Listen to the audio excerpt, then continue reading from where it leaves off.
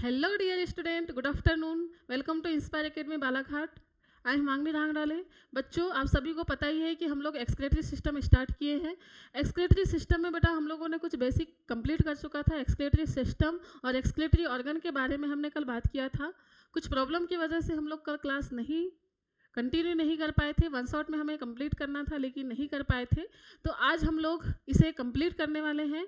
तो सभी लोग क्या करना है, बिल्कुल रेडी हो जाना है आज की क्लास को लेने के लिए कि आप कम से कम 2 घंटे बैठ सकें। ठीक है, चलिए तो फिर आज की क्लास को स्टार्ट करते हैं। हम लोग एक बार थोड़ा रिवीजन कर लेते हैं जिससे आपके भी माइंड में सारी चीज़ें फिट हो जाए कि हम लोग क्या पढ़ रहे हैं और आगे क्या पढ़ने वाले हैं। ठीक है, तो चलिए फिर स्टार्ट करते हैं। बेटा हम लोगों ने कल क्या किया था, एक्सक्रेटरी सिस्टम के बारे में बात किया था। एक्सक्रेटरी सिस्टम में हमारा जो एक्सक्रेटरी ऑर्गन होता है वो किडनी होती है, एक जोड़ी किडनी होती है ना। फिर हमने इसका देखे थे ओवरव्यू देखा था। ओवरव्यू में हमने देखा था कि इंट्रोडक्शन पढ़ना है हमको। क्या पढ़ना है? इंट्रोडक्शन पढ़ना है, जो हम कंप्लीट कर चुके हैं। इंट्रोडक्शन क्या है? कंप्लीट हो चुका है। एक्सक्रेटरी ऑर्गन पढ़ना है, कंप्लीट हो चुका है। ह्यूमन एक्सक्रेटरी सिस्टम पढ़ना था, कंप्लीट हो चुका है हमारा। किडनी का स्ट्रक्चर पढ़ना था, किडनी का स्ट्रक्चर कंप्लीट हो चुका है बेटा। आज हमको स्टार्ट करना है कहाँ से? नेफ्रॉन से। नेफ्रॉन के बाद में नेफ्रॉन का स्ट्रक्चर पढ़ेंगे हम। नेफ्रॉन के स्ट्रक्चर के बाद में हम बात करेंगे कि नेफ्रॉन के अंदर जो नेफ्रॉन है वो कैसे यूरिन का फॉर्मेशन करता है, तो यूरिन के फॉर्मेशन की प्रोसेस पढ़ेंगे हम। इसके बाद में हम देखेंगे कि नेफ्रॉन की जो ट्यूब्यूल होती है, नेफ्रॉन की जो ट्यूब्यूल होती है उनमें एब्जॉर्प्शन कैसे होता है, कैसे ये प्रोसेस करते हैं, इसके बारे में पढ़ेंगे। मैकेनिज्म ऑफ अल्ट्रा फिल्ट्रेशन पढ़ेंगे कि अल्ट्रा फिल्ट्रेशन आखिर क्यों होता है, तो अल्ट्रा फिल्ट्रेशन के बारे में पढ़ेंगे। फिर रेगुलेशन ऑफ किडनी मैकेनिज्म पढ़ेंगे कि किडनी का जो रेगुलेशन है, किडनी की जो प्रक्रिया हो रही है, किडनी के अंदर जो प्रक्रिया हो रही है उसका रेगुलेशन कैसे होता है। उसके बाद में यूरिनेशन पढ़ेंगे और फिर हम देखेंगे इससे रिलेटेड डिसऑर्डर। ठीक है, कल हम लोगों ने ये सब चीज़ें कंप्लीट किया हुआ था। ठीक है, एक एक्सक्रेटरी सिस्टम पढ़े थे हमने जिसमें किडनी आता है, renal artery, renal vein, ureter, urinary bladder और यूरेथ्रा आता है। ठीक है, इसके बाद में बेटा हमने किडनी के बारे में पढ़ा था। किडनी का स्ट्रक्चर हमने कंप्लीट कर लिया था। किडनी में क्या क्या चीज़ें होती हैं, कौन से ऑर्गन होते हैं, कितने पार्ट होते हैं इनके, तो हमने देखा था एक रीनल कॉर्टेक्स होता है और एक रीनल मेडुला होता है। इसमें एक रीनल पेल्विस वाला पार्ट होता है। रीनल पेल्विस वाले पार्ट में यूरिन इकट्ठा होगा और यहीं से यूरेटर के माध्यम से कहाँ जाने वाला है, यूरिनरी ब्लडर में जाने वाला है। ठीक है, हम पूरे एक्सक्रेटरी सिस्टम देखा, उसमें से हमने किडनी का स्ट्रक्चर उठाया है। अब इसी किडनी में क्या होने वाले हैं, नेफ्रॉन पाए जाते हैं। इसी किडनी में क्या देखने को मिलेंगे आपको, नेफ्रॉन देखने को मिलेंगे। ये हमने देखा था कि किडनी कुछ इस तरीके की आपको दिखाई देगी। किडनी के बाद में ये हम किडनी का इंटरनल स्ट्रक्चर एक बार और देख लेते हैं। किडनी का इंटरनल स्ट्रक्चर एक बार हम देख लेते हैं। ये देखेंगे बेटा आप, ये वाला पार्ट क्या कहला रहा है, रीनल कॉर्टेक्स। क्या कहला रहा है? कॉर्टेक्स कहला रहा है। जो आसपास वाला पार्ट है कॉर्टेक्स कहला रहा है। ये वाला जो भाग है जहाँ पर आपको पिरामिड के आकार की संरचना दिखाई दे रही है, इसको बोला जाएगा क्या, मेडुला, जिसमें क्या पाए जाते हैं, रीनल पिरामिड्स पाए जाते हैं। ये क्या है, इंटरलोब्यूलर आर्टरी है, जो आर्टरी अंदर तक जा रही हैं।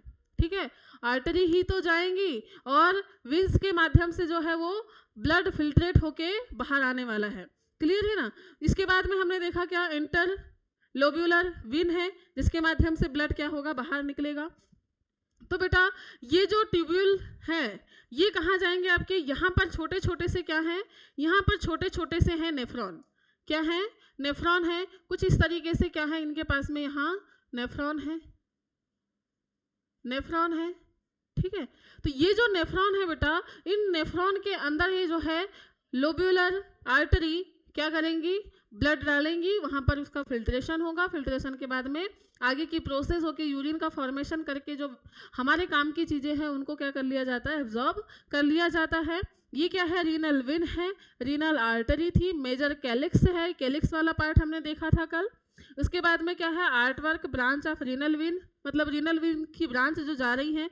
रीनल पेल्विस वाला पार्ट हमने देखा था जहाँ पर यूरिन इकट्ठा होकर यूरेटर के माध्यम से बाहर आने वाला है। ठीक है, माइनर कैलिक्स देखा है हमने। माइनर और मेजर कैलिक्स में जो चौड़ा वाला भाग है बेटा उसको बोला जाएगा मेजर कैलिक्स, जो सकरा वाला भाग है उसको बोला गया है माइनर कैलिक्स। ओके, फिर इसके बाद में क्या है, आर्क्यूट वेन और आर्क्यूट आर्टरी। ठीक, चलिए, तो ये था इसका कुछ स्ट्रक्चर। इसके स्ट्रक्चर के बारे में हमने कल बात कर लिया था कि इसमें क्या, इसकी लंबाई क्या होती है, चौड़ाई क्या होती है, इसका वजन क्या होता है, इसके बारे में हमने कल बात किया था। आज हम बात करने वाले हैं किसके बारे में बच्चा? नेफ्रॉन के बारे में। किसकी, हमारा टॉपिक क्या है आज का? आज का हमारा टॉपिक है नेफ्रॉन। नेफ्रॉन, नेफ्रॉन इसको बोला जाता है वृक्काणु। ठीक है, नेफ्रॉन की हम बात करने वाले हैं। नेफ्रॉन की बात करें तो हम नेफ्रॉन का समझते हैं स्ट्रक्चर। क्या देखने वाले हैं हम? नेफ्रॉन का स्ट्रक्चर। ठीक है, चलिए नेफ्रॉन का स्ट्रक्चर देखते हैं हम।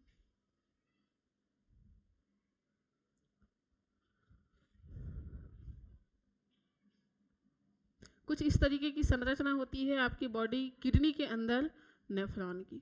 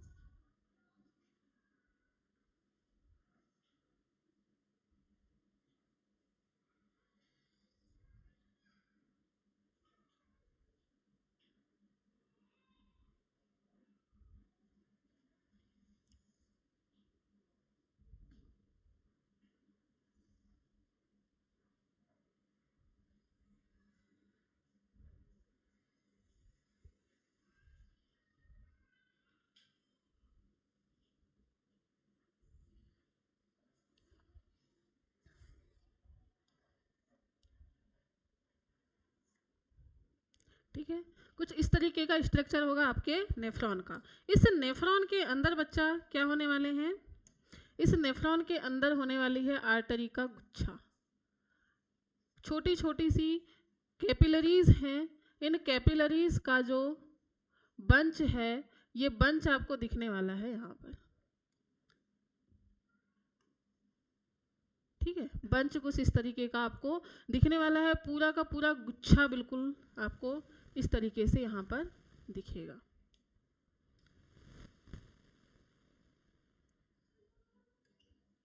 ठीक है, ये है आपका गुच्छा। ठीक, चलिए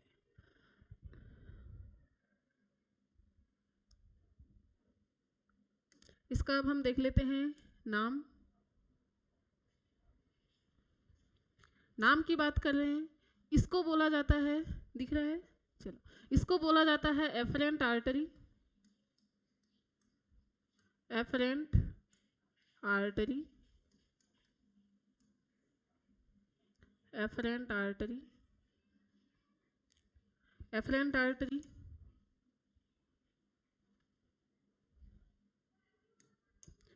इसको बोला जाता है इफरेंट आर्टरी, इफरेंट आर्टरी। ठीक है, ये वाली जो संरचना है इसको बोला जाता है ग्लोमेरुलस। क्या है ये? ग्लोमेरुलस। ठीक है, ये जो आपको एक बॉल के आकार की संरचना दिख रही है इसको बोला जाता है Bowman capsule. बोमेंस capsule, Bowman's capsule है। बोमन्स कैप्सूल के नीचे बेटा जो फोल्डेड एक संरचना है इसको बोला जाता है प्रॉक्सिमल कॉन्वोलेटेड ट्यूब्यूल, या इसी को बोला जाता है PCT। ठीक है, इसके बाद में ये जो आपको यू के आकार की संरचना दिखाई दे रही है, यहां से लेकर यहां तक यू के आकार की संरचना कहलाती है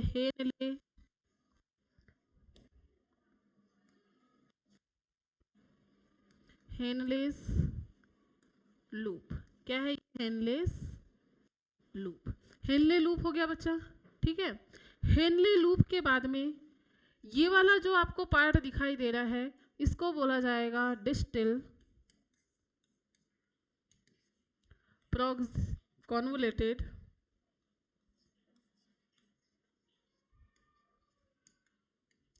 ट्यूब्यूल, शॉर्ट में बोला जाता है DCT। और ये है कलेक्टिंग डक्ट। क्या है बच्चा? Collecting duct, collecting duct. ठीक है, चलो इसको अगर हम बात करें एफरेंट आर्टरीज का, थोड़ा हिंदी भी देख लेते हैं। एफरेंट को बोला जाता है अभिवाही, अभिवाही, और इफरेंट को बोला जाता है अपवाही। ठीक है, पीसीटी को बोला जाता है समीपस्थ कुंडलित नलिका, समीपस्थ कुंडलित नलिका। ठीक है, समीपस्थ कुंडलित नलिका। हेनले लूप को हेनले लूप, दूरस्थ कुंडलित नलिका डिस्टिल को दूरस्थ कुंडलित नलिका। और ये है बेटा संग्रह नलिका, संग्रह नलिका। ठीक है, ये है आपकी क्या? संग्रह नलिका। कुछ इस तरीके से आपके नेफ्रॉन की संरचना होती है। ये नेफ्रॉन बहुत सी छोटी छोटी यूनिट के रूप में आपके किडनी के अंदर पाया जाता है। आपकी जो किडनी की संरचना हमने पढ़े हैं, उस किडनी के अंदर ये छोटे छोटे नेफ्रॉन्स पाए जाते हैं। ठीक है, तो नेफ्रॉन इस तरीके से अरेंज होता है। तो इसका स्ट्रक्चर आप समझ ही गए होंगे कि क्या क्या चीज़ें इसमें होती हैं और किस भाग को क्या कहा जाता है। ठीक है, चलो इसके बारे में हम थोड़ी जानकारी लिख लेते हैं।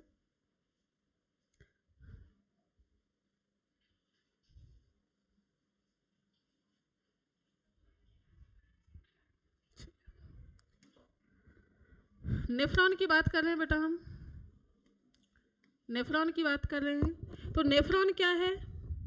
नेफ्रॉन क्या है? तो नेफ्रॉन के बारे में याद रखना है, यह क्या है? स्ट्रक्चरल एंड फंक्शनल यूनिट है। Functional unit, functional unit of kidney. Kidney की क्या है? फंक्शनल यूनिट है। एक किडनी में इसकी संख्या, किडनी में इनकी संख्या कितनी होती है? किडनी में इनकी संख्या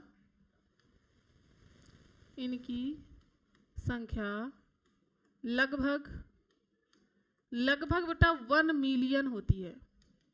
कितनी होती है? 1 मिलियन इनकी संख्या होती है। एक किडनी में आपको लगभग 1 मिलियन नेफ्रॉन देखने को मिलने वाले हैं। ठीक है, अब देख लेते हैं हम part of nephron, parts of nephron कि कौन से पार्ट इसमें होते हैं। ठीक है, तो कौन से पार्ट होते हैं? तो सबसे पहले तो हमको मिल जाएगा क्या? Bowman capsule. क्या है? बोमेंस कैप्सूल है। बोमन कैप्सूल के बाद में सेकंड है बेटा ग्लोमेरुलस, ग्लोमेरुलस। तीसरा है हमारा पीसीटी। ठीक है, तीसरा पीसीटी। चौथा है आपका हेनले लूप, हेनलेस लूप। पांचवा है आपका डीसीटी, डीसीटी, और छठवा है कलेक्टिंग डक्ट, कलेक्टिंग डक्ट। क्या है? कलेक्टिंग डक्ट है। ठीक है, ये है आपकी कलेक्टिंग डक्ट। अब क्या होता है बेटा, इसको थोड़ा सा समझना है आपको, थोड़ी सी समझने की जरूरत है कि होता क्या है इसमें। इसमें अगर हम बात कर रहे हैं किसकी, इसमें क्या हो रहा है, जब एफरेंट आर्टरी, एफरेंट आर्टरी जो है वो ब्लड को लेके आएगी कहाँ पर, आपके बोमन कैप्सूल के अंदर। एफरेंट आर्टरी ब्लड को बोमन कैप्सूल के अंदर लेके आएगी, और बोमन कैप्सूल के अंदर यहाँ पर क्या होगा, इस ग्लोमेरुलस में इसका फिल्ट्रेशन होगा, ब्लड का फिल्ट्रेशन होगा, और ब्लड के फिल्ट्रेशन के बाद में आपके जो भी छनने लायक प्रोडक्ट हैं, जो ब्लड है वो छन जाता है, पूरा प्लाज्मा छन जाता है ब्लड सेल को छोड़कर। ठीक है, ब्लड सेल इसमें नहीं छनती है, तो ब्लड सेल को छोड़कर सभी की चीज़ें यहाँ छन जाती है। और क्या होता है, क्या होगा, क्या होगा, एफरेंट आर्टरी आगे इसको जाने नहीं देगी, तो यहाँ से छन के पूरी चीज़ें क्या हो जाएंगी, यहाँ तक आ जाएंगी। अब जैसे ही ये क्या कि बोमन कैप्सूल को पार करके पीसीटी में पहुंची, तो पीसीटी में यहाँ से इसका एब्जॉर्प्शन स्टार्ट हो जाता है बेटा। जो चीज़ें हमने बोला कि सेल्स को छोड़कर सारी की सारी चीज़ें जो हैं वो फिल्ट्रेट हो जा रही हैं, छन जा रही हैं, तो छनने के बाद में जो चीज़ें हमारे काम की है, हमारी बॉडी के लिए बहुत ज़्यादा यूज़फुल है, उनको एब्जॉर्प्शन की प्रोसेस हो जाती है कहाँ पर, आपके पीसीटी में, हेनले लूप और डीसीटी में, कलेक्टिंग डक्ट में क्या होता है, इसका रीअब्जॉर्प्शन होता है। ठीक है, रीअब्जॉर्प्शन के बाद में यूरिन का फॉर्मेशन होता है, और ये कलेक्टिंग डक्ट कहाँ जाके खुलती है, हमने भी थोड़ी देर पहले देखा था कि ये जो है आपकी कहाँ जाके खुलती है, रीनल पेल्विस। कहाँ? रीनल पेल्विस में जाके यूरिन को इकट्ठा करती है, और रीनल पेल्विस से यूरेटर यूरिन को लेकर कहाँ चला जाता है, यूरिनरी ब्लडर में चला जाता है। कहाँ चला जाता है? यूरिनरी ब्लडर में चला जाता है। ठीक है, अब हम बात करते हैं किसकी, चूंकि ये था आपका नेफ्रॉन का स्ट्रक्चर, हमने बोला कि नेफ्रॉन क्या है, स्मॉलेस्ट यूनिट है, फंक्शनल, स्मॉलेस्ट फंक्शनल यूनिट है आपकी, क्या स्मॉलेस्ट फंक्शनल यूनिट है आपकी क्या, नेफ्रॉन। ठीक है, अब नेफ्रॉन के बारे में एक और चीज़ जानने लायक है बेटा, नेफ्रॉन के बारे में एक और चीज़ ये जानने लायक है कि नेफ्रॉन जो है वो कितने प्रकार के आपको देखने को मिलेंगे, नेफ्रॉन कितने प्रकार के आपको देखने को मिलेंगे।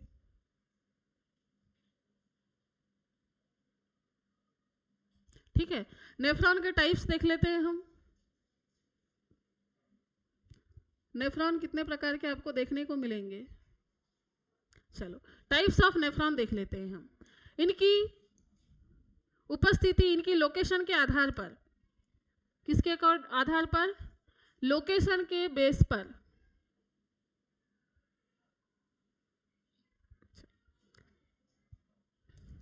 लोकेशन के बेस पर, लोकेशन के बेस पर कितने टाइप के होते हैं, 2 टाइप के नेफ्रॉन आपको मिलेंगे। कितने टाइप के बेटा, 2 टाइप्स के आपको नेफ्रॉन मिलने वाले हैं। फर्स्ट है आपका कॉर्टिकल, कॉर्टिकल, और दूसरा है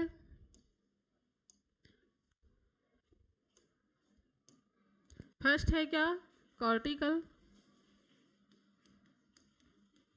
और दूसरा है जक्स्टा मेडुलरी। पहला क्या है, कॉर्टिकल, और दूसरा क्या है, juxta medullary, juxta medullary nephron. इसकी अगर हम बात करें बेटा, किसकी, कॉर्टिकल और जक्स्टा मेडुलरी नेफ्रॉन की, तो ये जो नेफ्रॉन होता है, ये नेफ्रॉन की संरचना हमको देखना है। यहां पर क्या होगा बेटा, अगर हम इसमें समझते हैं, चलिए इसमें समझते हैं हम, ये वाला पार्ट क्या है, हमने बोला कि ये जो रेड कलर का पार्ट दिखाई दे रहा है, इसको बोला हमने रीनल, रीनल कॉर्टेक्स, और जो आपका जहां पर पिरामिड दिखाई दे रहे हैं वो वाला पार्ट क्या कहलाता है, रीनल मेडुला कहलाता है। अब क्या होता है, नेफ्रॉन कुछ इस तरीके से यहां अरेंज होता है, नेफ्रॉन क्या होगा, कुछ इस तरीके से अरेंज होगा, यहां पर ये हो गया इस तरीके से नेफ्रॉन।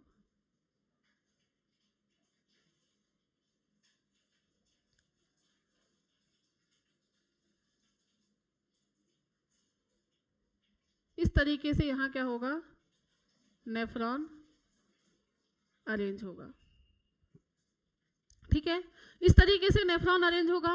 और कुछ नेफ्रॉन कैसे होंगे बेटा, कुछ नेफ्रॉन इस तरीके से अरेंज होंगे।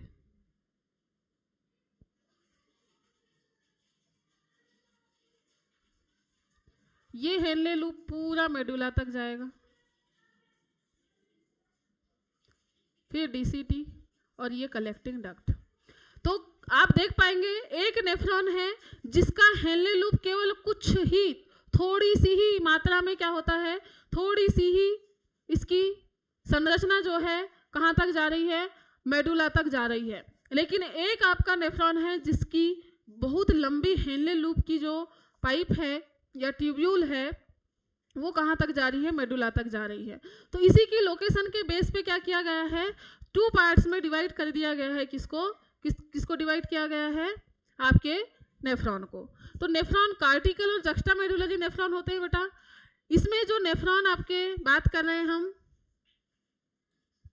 कार्टिकल नेफ्रॉन, ये क्या होता है, इसका केवल इसके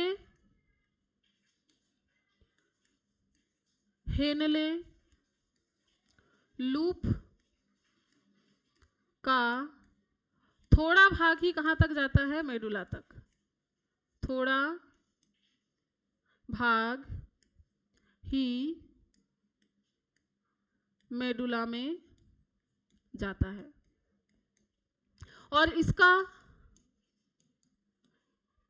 हेनले लूप क्या होगा, हेनले लूप मेडुला में होता है, मेडुला में होता है। ठीक है, मेडुला में होता है।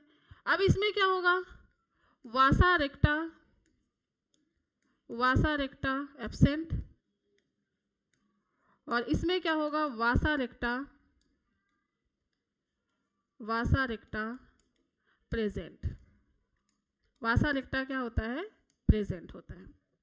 ठीक है, तो 2 टाइप्स के आपको नेफ्रॉन देखने को मिलेंगे इनकी लोकेशन के आधार पर। कॉर्टिकल जो केवल और केवल कॉर्टेक्स भाग में देखने को मिलेगा, और मेडुलरी जो क्या होगा, कुछ भाग इसका मेडुला तक जाएगा। हेनले लूप जो है वो पूरा कहाँ होता है, मेडुला में होता है। तो ऐसे नेफ्रॉन को बोला जाता है क्या, जक्स्टा मेडुलरी नेफ्रॉन। तो बेटा एक्चुअल में अगर बात किया जाए कि नेफ्रॉन होता कहाँ है, तो नेफ्रॉन की केवल हेनले लूप ही कहाँ तक जाती है, मेडुला तक जाती है। इसके अलावा सभी के सभी भाग कहाँ पर होते हैं, कॉर्टेक्स वाले स्पेस में, कॉर्टेक्स वाले भाग में आपको सारे के सारे इसके पार्ट देखने को मिलने वाले हैं।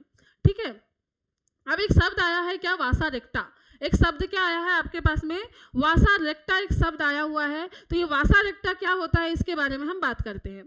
बेटा क्या होता है, आप ये बात कर रहे हैं एफरेंट आर्टरी और इफरेंट आर्टरी की, तो ये यहाँ तक ब्लड लेके जा रही है, एफरेंट आर्टरी ब्लड देके जा रही है। लेकिन लेके कैसे जाएगी, यहाँ तक इसने ब्लड को तो लेके आ गई, और ये बोला जा रहा है कि ब्लड दे क्या करेगी, जो छना हुआ ब्लड है उसको कहाँ तक लेके जाएगी, हार्ट तक लेके जाना है इसको। तो इसके लिए क्या करना पड़ेगा, इसके लिए इसको ब्लड को इकट्ठा करना पड़ेगा, क्योंकि यहाँ पर तो केवल ब्लड सेल्स बची हुई हैं। क्या बची हुई है, ब्लड सेल्स बची हुई हैं। बाकी का लिक्विड जो प्लाज्मा था वो तो छन गया यहाँ पर। तो इसको फिर से क्या करना पड़ेगा, ब्लड सेल्स को ये फिर से इस इफरेंट आर्टरी को क्या करना पड़ेगा, अपने जो ब्लड है उसको फिर से क्या करना पड़ेगा, रीअब्जॉर्ब करना पड़ेगा ना। फिर से क्या करना पड़ेगा, रीअब्जॉर्ब करना पड़ेगा। तो रीअब्जॉर्ब करने के लिए क्या करते हैं बेटा, अगर हेनले लूप लंबा है और कहाँ तक जा रहा है, मेडुला तक, मतलब जो जक्स्टा मेडुलरी नेफ्रॉन है ये एक ऐसा है, इसका हेनले लूप लंबा है, मेडुला तक जा रहा है, तो वहां तक का एब्जॉर्प्शन आर्टरी नहीं कर पाएंगी। इसलिए ये आर्टरी क्या हो जाती है, यू शेप में कन्वर्ट हो जाती है। कैसे कन्वर्ट हो जाती है, यू शेप में कन्वर्ट हो जाती है। और यू शेप में कन्वर्ट होके क्या करेगी, यू शेप में कन्वर्ट होके क्या करेगी, यू शेप में कन्वर्ट हो जाएगी। और यू शेप में कन्वर्ट होके हेनले लूप के चारों तरफ, हेनले लूप के चारों तरफ चली जाएगी इस तरीके से। ये हेनले लूप के चारों तरफ जा रही है और यहां से ये क्या करेगी, एब्जॉर्प्शन करने का काम कर रही है, एब्जॉर्प्शन करने का काम कर रही है। ठीक है, ये जा रही है, एब्जॉर्प्शन करने का काम करेगी। यहीं से जुड़ी हुई है आपकी क्या, वीन, क्या जुड़ी हुई है, विंस जुड़ी हुई है, जो क्या करेगी, बाहर ले जाने का काम करेगी ब्लड को इस तरीके से। तो यहीं से जुड़ी हुई है क्या, विन, एब्जॉर्प्शन करके यहाँ से क्या ले जा लेंगी, ब्लड को ले जा लेंगी। ठीक है, तो इस तरीके से क्या होती है, पूरी की पूरी जो आपकी ब्लड वेसल्स होती हैं वो इस तरीके से नेफ्रॉन के ऊपर पूरी अरेंज होती है छोटी छोटी कैपिलरीज के फॉर्म में, जो ब्लड को एब्जॉर्ब करने, ब्लड में प्रेजेंट न्यूट्रिएंट्स को एब्जॉर्ब करने में काम करती है। और ये जो लंबी संरचना आपको दिखाई दे रही है, जो यू के आकार की संरचना जो आपको दिखाई दे रही है, जो हेनले लूप को कवर कर रही है, उसको बोला जाता है क्या, वासा रेक्टा। क्या कहा जाएगा बच्चा, वासा रेक्टा कहा जाएगा। और आपको पता होना चाहिए वासा रेक्टा केवल और केवल किस में देखने को मिलेगा, जक्स्टा मेडुलरी, मतलब जब तक कि ये हेनले लूप की लंबाई ज़्यादा नहीं होगी तब तक वासा रेक्टा उसमें नहीं होगा। ठीक है, तो चलो, नेफ्रॉन की स्ट्रक्चर आपको समझ में आई होगी, नेफ्रॉन के दो टाइप्स आपको समझ में आए होंगे। अब हम बात करते हैं किसकी, पार्ट ऑफ नेफ्रॉन की। पार्ट ऑफ नेफ्रॉन में हमारा सबसे पहला पार्ट है जिसका नाम है क्या, बोमन कैप्सूल। सबसे पहला पार्ट हमारा क्या है, बोमन कैप्सूल। तो हम बात करते हैं किसके बारे में, बोमन कैप्सूल के बारे में। किसके बारे में बात करेंगे, बोमन कैप्सूल के बारे में बात करेंगे। इससे पहले कि हम बोमन कैप्सूल समझे, एक बार नेफ्रॉन का स्ट्रक्चर देख लें जिससे कि आप क्लियर कर पाए। ये देखिए आपके सामने क्या है, नेफ्रॉन का स्ट्रक्चर बना हुआ है, छोटी छोटी कैपिलरीज का नेटवर्क जिसे कहा जाता है ग्लोमेरुलस। ग्लोमेरुलस में जो एफरेंट आर्टरी है वो ब्लड लेके जा रही है, इफरेंट आर्टरी जो है वो कैसी कर रही है, इफरेंट आर्टरी आपकी ब्लड को बाहर लेके जाएगी, एब्जॉर्प्शन करेगी। तो यही पूरी तरफ फैली हुई है। और ये जब यू आकार की संरचना बनाती है पूरी की पूरी आपकी हेनले लूप के चारों तरफ, तो इसको बोला जाता है क्या, वासा रेक्टा। क्या बोला जाता है, वासा रेक्टा कहा जाता है। ये क्या है, बोमन कैप्सूल है, कैपिलरी का नेटवर्क है। क्या है, कैपिलरी का नेटवर्क है, इसे ही कहा जाता है क्या, वासा रेक्टा। किसमें, जक्स्टा मेडुलरी में। हेनले लूप हो गया, यूरिन फ्लो हो रहा है, ये कलेक्टिंग डक्ट है। कलेक्टिंग डक्ट में ये क्या है, ये डिस्टल कॉन्वोलेटेड ट्यूब्यूल है, प्रॉक्सिमल कॉन्वोलेटेड ट्यूब्यूल है। ठीक है, तो इस तरीके से ये क्या है, आपके नेफ्रॉन की संरचना है। इसमें हमने बना के समझ लिया है किस टाइप से इसका स्ट्रक्चर होता है। ठीक है, ये हमने देख लिया है। अब हम बात करते हैं बोमन कैप्सूल की। किसकी बात करते हैं, बोमन कैप्सूल।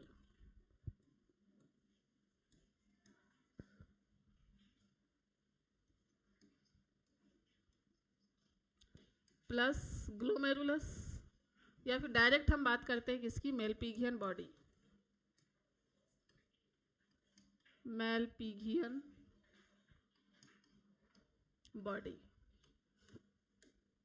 मेलपिगियन बॉडी की बात करते हैं। बेटा मेलपिगियन बॉडी की बात करें तो ये क्या होता है, इसको थोड़ा सा समझते हैं हम। मेलपिगियन बॉडी,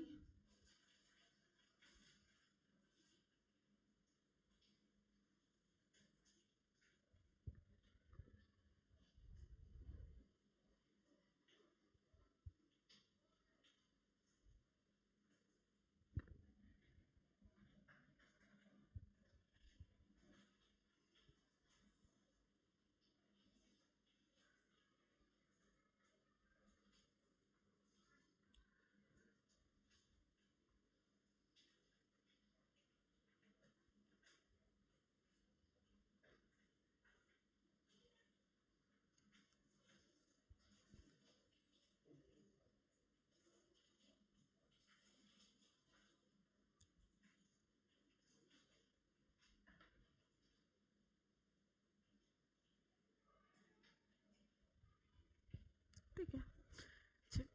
इसमें क्या क्या चीजें हैं, इसमें है बोमन कैप्सूल। क्या है, ये वाला पार्ट कहला रहा है बोमन कैप्सूल, बोमन कैप्सूल। और ये क्या है, ग्लोमेरुलस। ग्लोमेरुलस, ठीक है। बोमन कैप्सूल और ग्लोमेरुलस दोनों मिलकर क्या बनाते हैं, मेलपिगियन बॉडी बनाते हैं। दोनों मिलकर क्या बनाते हैं, मेलपिगियन बॉडी बनाते हैं। ये है आपकी मेलपिगियन बॉडी। जब बोमन कैप्सूल और आपका ग्लोमेरुलस मिल जाता है तो उसको बोला जाता है क्या? Malpighian body. ठीक है, मेलपिगियन बॉडी की बात करते हैं बेटा। मेलपिगियन बॉडी की बात करते हैं। मेलपिगियन बॉडी में एक आर्टरी है जिसका नाम क्या है? Afferent artery. क्या है? Afferent artery. और दूसरी है एफरेंट आर्टरी। एफरेंट आर्टरी और इफरेंट आर्टरी। एफरेंट आर्टरी की बात करें हम, यहाँ हम समझते हैं afferent artery. Afferent artery, afferent artery की बात करें बेटा, और दूसरी हम बात करेंगे किसके बारे में? Efferent artery. Efferent artery. ठीक, एफरेंट आर्टरी की बात कर रहे हैं हम। एफरेंट आर्टरी में क्या होता है? इसकी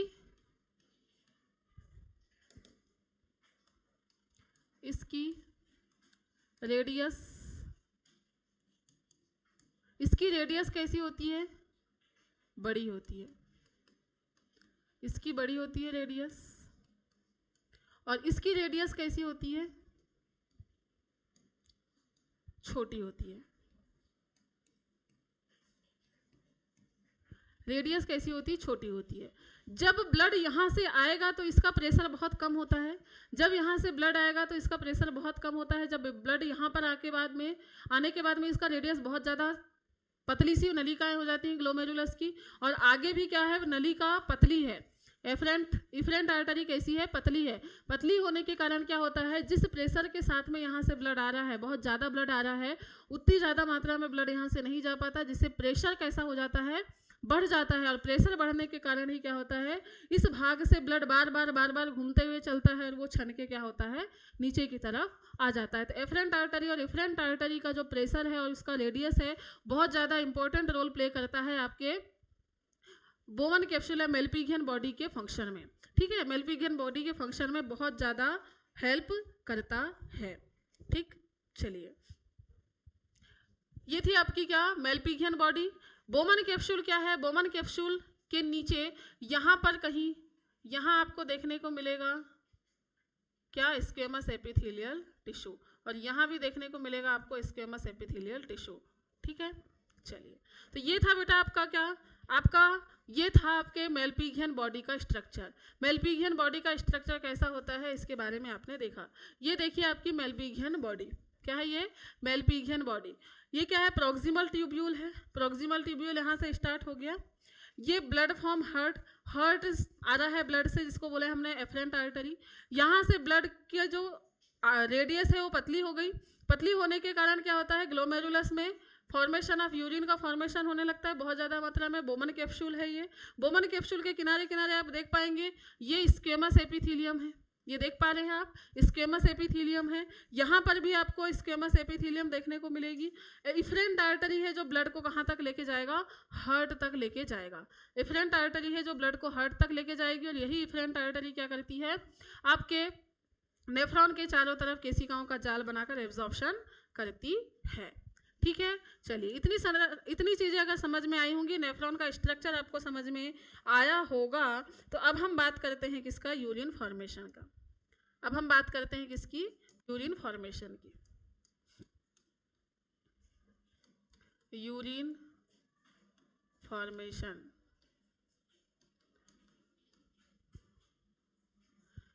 यूरिन फॉर्मेशन की बात करते हैं। हमारा एक्सक्रीटरी प्रोडक्ट क्या है बेटा? हमारा एक्सक्रीटरी प्रोडक्ट है यूरिया। ठीक है, यूरिन फॉर्मेशन की बात करते हैं। यूरिन फॉर्मेशन ह्यूमन में, यूरिन फॉर्मेशन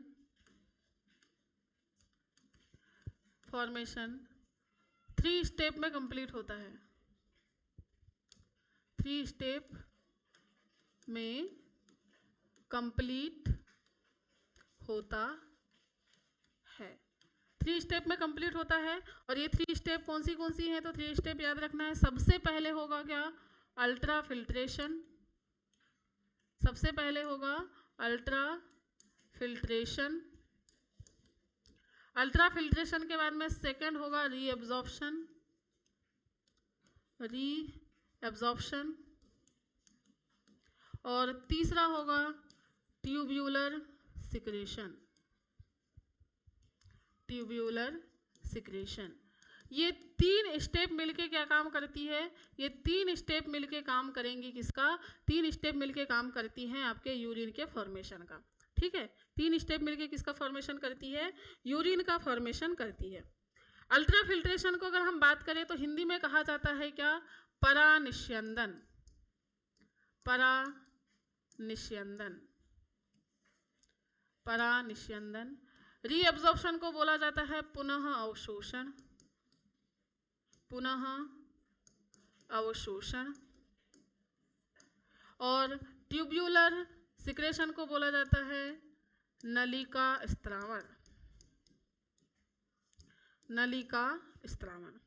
ठीक है, इसकी बात कर रहे हैं हम, नलिका स्त्रावण। ठीक है, अल्ट्रा फिल्ट्रेशन की बात करते हैं तो ये कहाँ होता है, इसको ग्लोमेरुलर फिल्ट्रेशन भी कहा जाता है, इसको ग्लोमेरुलस फिल्ट्रेशन, फिल्ट्रेशन भी कहा जाता है। और ये कहाँ होता है, मेलपिगियन बॉडी में। कहाँ होगा, मेलपिगियन बॉडी में होगा क्या, अल्ट्रा फिल्ट्रेशन।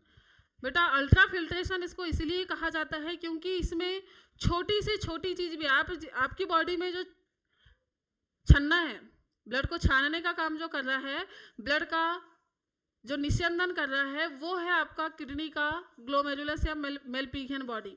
तो इसमें जो फिल्ट्रेशन होता है, ये छोटी से छोटी चीज को भी क्या करता है, छान सकता है। मतलब सोच रहे आप सेल कितनी छोटी होती है जिसको आप देख भी नहीं सकते हो, उसको भी वो नीचे नहीं आने देता, वो भी कैसी हो जाती है, छन्नी के ऊपर, मतलब ऊपर ही रह जाती है आपके ग्लोमेरुलस की ट्यूब्यूल में।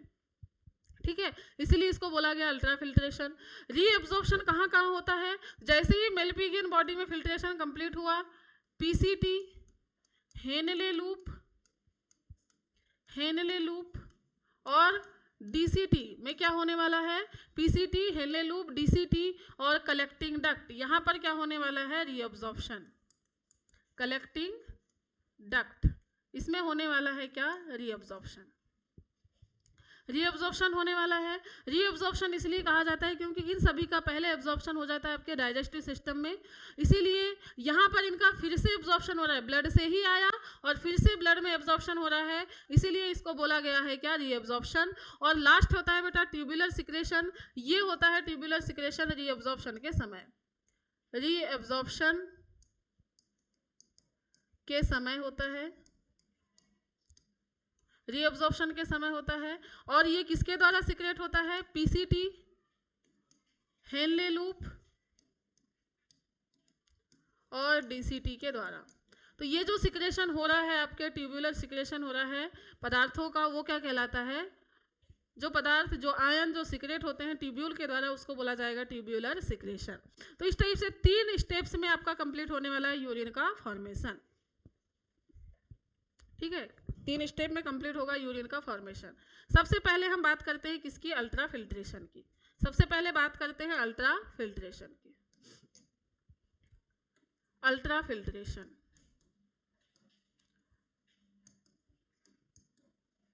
अल्ट्रा फिल्ट्रेशन, अल्ट्रा फिल्ट्रेशन की बात कर रहे हैं बेटा। अल्ट्रा फिल्ट्रेशन के लिए आपको याद रखना है क्या, अल्ट्रा फिल्ट्रेशन के लिए आपको क्या याद रखना है कि अल्ट्रा फिल्ट्रेशन कहाँ होता है और कैसे होता है। ठीक है, चलिए, अल्ट्रा फिल्ट्रेशन कहाँ होता है, तो ये कहाँ होता है, मेलपिगियन बॉडी में, ये तो याद हो गया। कहाँ होता है, मेलपिगियन बॉडी में। किसके द्वारा होता है, ग्लोमेरुलस के द्वारा। किसके द्वारा होता है, ग्लोमेरुलस द्वारा होता है, ग्लोमेरुलस द्वारा होता है। अब इसमें एक चीज और याद रखने लायक क्या है कि जो अल्ट्रा फिल्ट्रेशन है, अल्ट्रा फिल्ट्रेशन के लिए जो मेम्ब्रेन काम कर रही है, ultra filtration layer. Ultra filtration के लिए जो लेयर काम कर रही हैं वो कितनी होती हैं? तो अल्ट्रा फिल्ट्रेशन के लिए जो लेयर काम कर रही है बेटा वो 3 लेयर होती हैं। 3 लेयर क्या कर रही हैं? अल्ट्रा फिल्ट्रेशन में हेल्प कर रही हैं। कितनी लेयर? 3 लेयर अल्ट्रा फिल्ट्रेशन में हेल्प कर रही हैं। और ये जो 3 लेयर अल्ट्रा फिल्ट्रेशन में हेल्प कर रही हैं ये कौन सी है? तो देखेंगे हम। सबसे पहली लेयर देखिए, सबसे पहली लेयर कहाँ है? ग्लोमेरुलस कहाँ है? ये देखिए, सबसे पहली लेयर कौन सी हो जाएगी? ये वाली, जो क्या है? ग्लोमेरुलस की इंटरनल लेयर है। ग्लोमेरुलस की इंटरनल लेयर है। सेकेंड आपको देखने को मिलेगी क्या? ग्लोमेरुलस बोमन कैप्सूल की, सेकेंड इसके बीच में ये जो जगह है इसको बोला जाता है बेसमेंट मेम्ब्रेन। ये क्या है? बेसमेंट मेम्ब्रेन, आधार झिल्ली। ठीक है। और इसके नीचे आपको देखने को मिल रहे हैं स्क्वेमस एपिथेलियल टिश्यू। क्या देखने को मिले हैं? Squamous epithelial tissue. कहाँ पर? बोमन कैप्सूल की मेम्ब्रेन में। तो सबसे पहला क्या है? ग्लोमेरुलस के इंटरनल सरफेस। दूसरा है आपका क्या? Basement membrane. और तीसरी क्या है आपकी? तीसरी है आपकी बोमन कैप्सूल। ठीक है,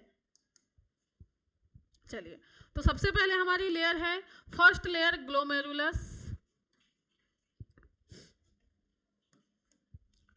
glomerulus internal membrane. Glomerulus internal membrane है। दूसरी है हमारी बेसमेंट मेम्ब्रेन, बेसमेंट मेम्ब्रेन। और तीसरी क्या है बेटा? तीसरी है हमारी Bowman capsule, Bowman capsule. Bowman capsule में बेटा क्या होती है? बोमन कैप्सूल में आपको देखने को मिलेगी पोडोसाइट सेल। पोडोसाइट सेल में छोटे छोटे पोर होते हैं जिनको बोला जाता है स्प्लिट पोर। तो मेन क्या है वहां पर जो फिल्ट्रेशन में हेल्प कर रहा है वो है पोडोसाइट। क्या है? पोडोसाइट, पोडोसाइट, पोडोसाइट विथ इसके साथ साथ में स्प्लिट पोर,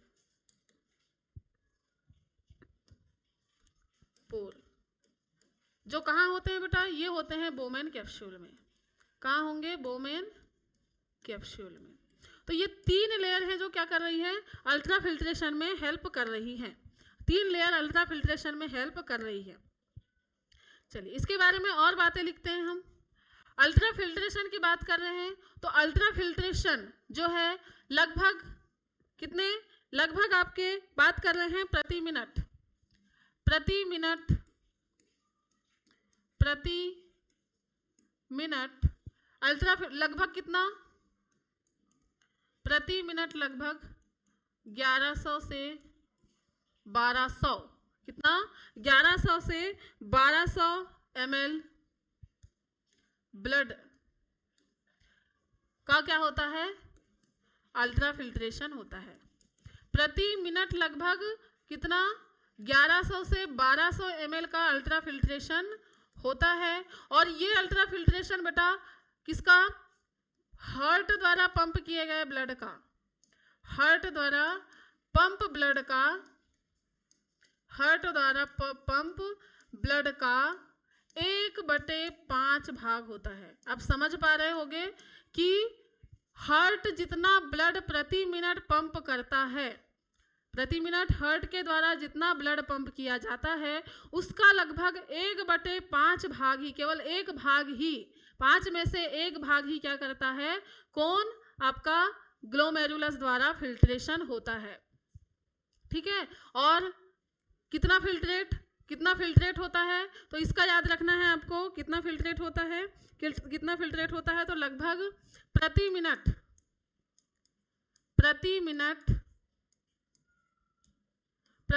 125 ml फिल्ट्रेट होता है, फिल्ट्रेट प्राप्त होता है। फिल्ट्रेशन किसका होता है? फिल्ट्रेशन कितना होता है? फिल्ट्रेशन 1100 से 1200 ml होता है, जिसमें से केवल 125 ml फिल्ट्रेट ही प्राप्त होता है आपको। 125 ml क्या होगा? 125 ml प्रति मिनट क्या होता है? एक स्वस्थ व्यक्ति में 125 ml ही फिल्ट्रेट प्राप्त होता है। 125 ml ये क्या है? फिल्ट्रेट है। इसको बोला जाता है क्या? GFR, मतलब glomerulus filtration rate. Glomerulus filtration rate 1100 से 1200 ml में से केवल इतना छनता है, लेकिन फिल्ट्रेट जो मिला छनने के बाद में हमको 125 ml प्रति मिनट ही मिलता है। अगर प्रति मिनट 125 ml है तो प्रतिदिन कितना हो जाएगा? प्रतिदिन का फिल्ट्रेट हो जाएगा आपका कितना? 180 लीटर। क्या हो जाएगा बेटा? 180 लीटर। केवल प्रतिदिन 180 लीटर फिल्ट्रेट ही आपको प्राप्त होता है, और इस 180 फिल्ट्रेट में से केवल और केवल 1.5 लीटर यूरिन बनता है। इससे केवल कितना बनता है? 1.5 लीटर यूरिन क्या होता है? बनता है। मतलब ये कितना है? इस ब्लड का 99% भाग जो है वो भाग एब्जॉर्ब कर लिया जाता है। क्या कर लिया जाता है?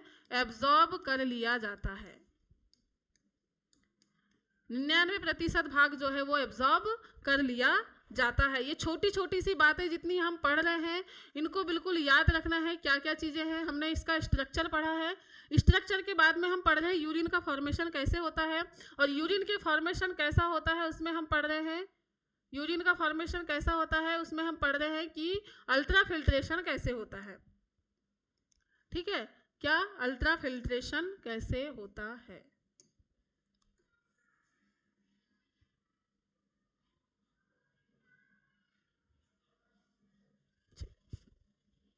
अल्ट्रा फिल्ट्रेशन में हमने देखा कि अल्ट्रा फिल्ट्रेशन मेल्पिगियन बॉडी में होता है ग्लोमेरुलस के द्वारा। इसकी 3 लेयर होती हैं। प्रति मिनट लगभग 1100 से 1200 ml ब्लड का फिल्ट्रेशन होता है, जिससे हमको 125 ml फिल्ट्रेट ही प्राप्त होता है। इस 125 ml फिल्ट्रेट को क्या बोला जाता है? यह है आपकी ग्लोमेरुलस फिल्ट्रेशन रेट। ग्लोमेरुलस के द्वारा जो फिल्ट्रेशन रेट होती है वो है आपकी 125 ml। क्वेश्चन आता है तो याद रखना है आपको। प्रतिदिन लगभग 180 लीटर जो है फिल्ट्रेट प्राप्त होता है, जिसमें से केवल, अब सोचो आप, 180 लीटर फिल्ट्रेट में से केवल आपको 1.5 लीटर ही क्या मिल रहा है? यूरिन प्राप्त हो रहा है। इससे ये वो भी किसका? 180 लीटर का 1.5 लीटर, मतलब लगभग 99% भाग तो क्या कर लिया जाता है? एब्जॉर्ब कर लिया जाता है फिल्ट्रेशन के बाद में। ठीक है, फिल्ट्रेशन की बात हुई हमारी। और फिल्ट्रेशन में और कुछ याद रखना है? चलिए, फिल्ट्रेशन होता है आपका यहाँ पर कंप्लीट। यहाँ पर होता है बेटा आपका क्या? फिल्ट्रेशन कंप्लीट होता है। फिल्ट्रेशन की बात करें तो हाँ, फिल्ट्रेट में क्या क्या चीजें होती है नोट करके लिखना है। यहाँ पर क्या होता है नोट करके आपको लिखना है।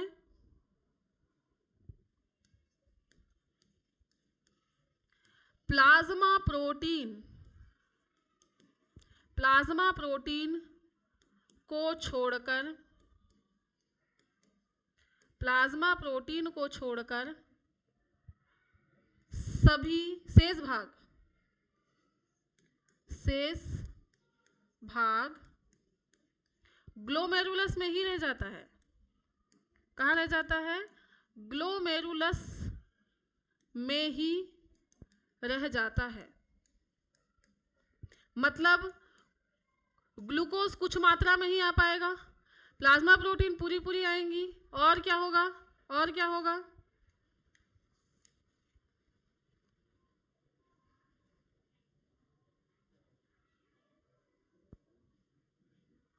और क्या होगा? सॉरी, ग्लोमेरुलस नहीं,